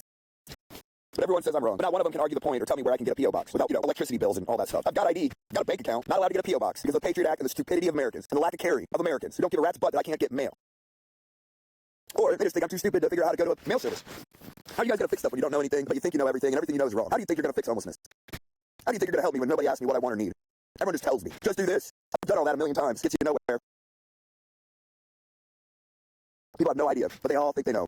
And it's just stupid. So it's infuriating, but mostly it's depressing. I see easily fixable problems all over the place. And everyone is either too foolish to understand the problem, or they just don't care to do anything about it. And that goes for everything in America, for pretty much. Everybody wants us in concentration camps like their life depends on it. But the guys driving around with a 500-watt subwoofer giving kids permanent brain damage. No one even has a problem with it. No one cares. Me hanging in my hammock Americans seem to think is the worst thing in the world. But people driving around all day long giving their kids permanent brain damage they're perfectly okay with. It's perfectly acceptable to them. Not even noteworthy. But me in a hammock, oh my God. The criminals running this country have bankrupted you. Nobody cares. They have no idea what to do about it. But they're sure that you're a problem because you're broke. I mean, honestly, this isn't what I want to happen by any stretch of the imagination. But the reality is when every American is broke and homeless because of their own stupidity and they're voting against themselves, it's going to be kind of funny. I'm going to make fun of all of y'all. I'm going to talk about what turds you are because you're homeless. I'm going to tell you, when you tell me you're hungry, I'm going to tell you, oh, well, why don't you just go get a job, bro? It's fucking absurd. There's scumbags throughout this country doing all sorts of scumbag things. Do people not realize that? That you're being robbed every day? Every day. Your kids are being used as punching bags and sex toys when they go to public school. But me hanging in a hammock, oh, that's crazy. Got to put him in a cage. 35,000 teachers will rape children in public schools this year. 35,000. That's from the Department of Education website. Look it up. Oh, but I'm hanging in a hammock calling the National Guard. Everybody knows everything. Yet somehow nobody knows anything. It's fine to be confident in things that you know about. But you're dumb if you don't know the things you don't know about. You don't realize there's not things that you don't understand. And then act like you do. It's just dumb. It's not you're not impressive, America. There's some good people out there. There's some intelligent people out there who are smart enough to know that they don't know everything. Those people are few and far between in America. Few and far between.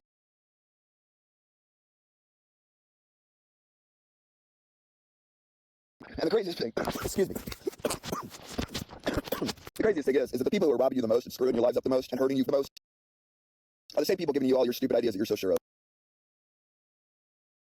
If you think you know more about me than homelessness, get a therapist. You've lost the plot. Thanks for tuning in, everybody. Hope all the good people out there have a great day. Push all the buttons, like, share, subscribe, comment. Ask me a question down below. Make a video suggestion. Or just tell me I'm funny looking and you think I'm stupid. Appreciate your time. God bless you.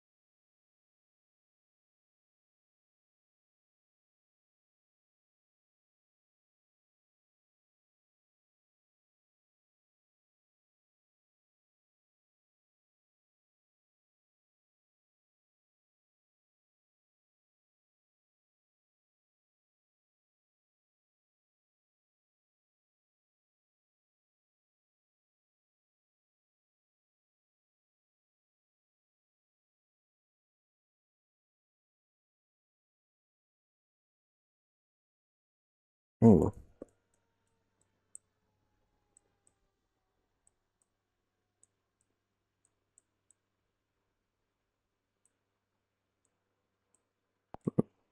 Mm.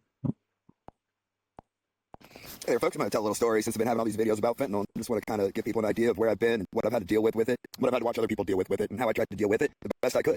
You're going to want to hear this, so stick around. So I was in a San Francisco park for a while, hanging out, big park in the Mission, Flores Park, and I was selling weed and maybe mushrooms. I don't remember. You know, two adults. I was up at the top of it. There was a bunch of experiences, but Ouch.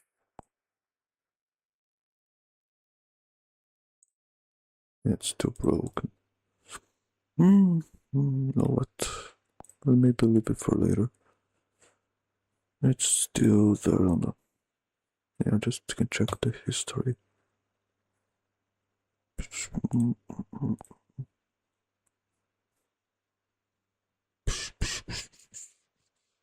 back to this.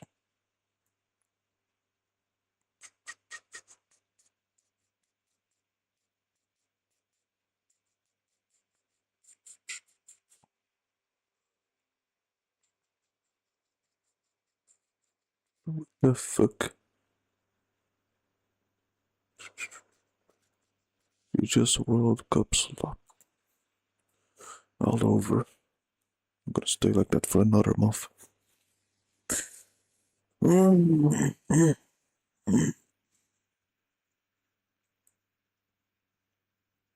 Be moron. Okay, there's one last refresh here. Everywhere. She don't have anything here, but whatever.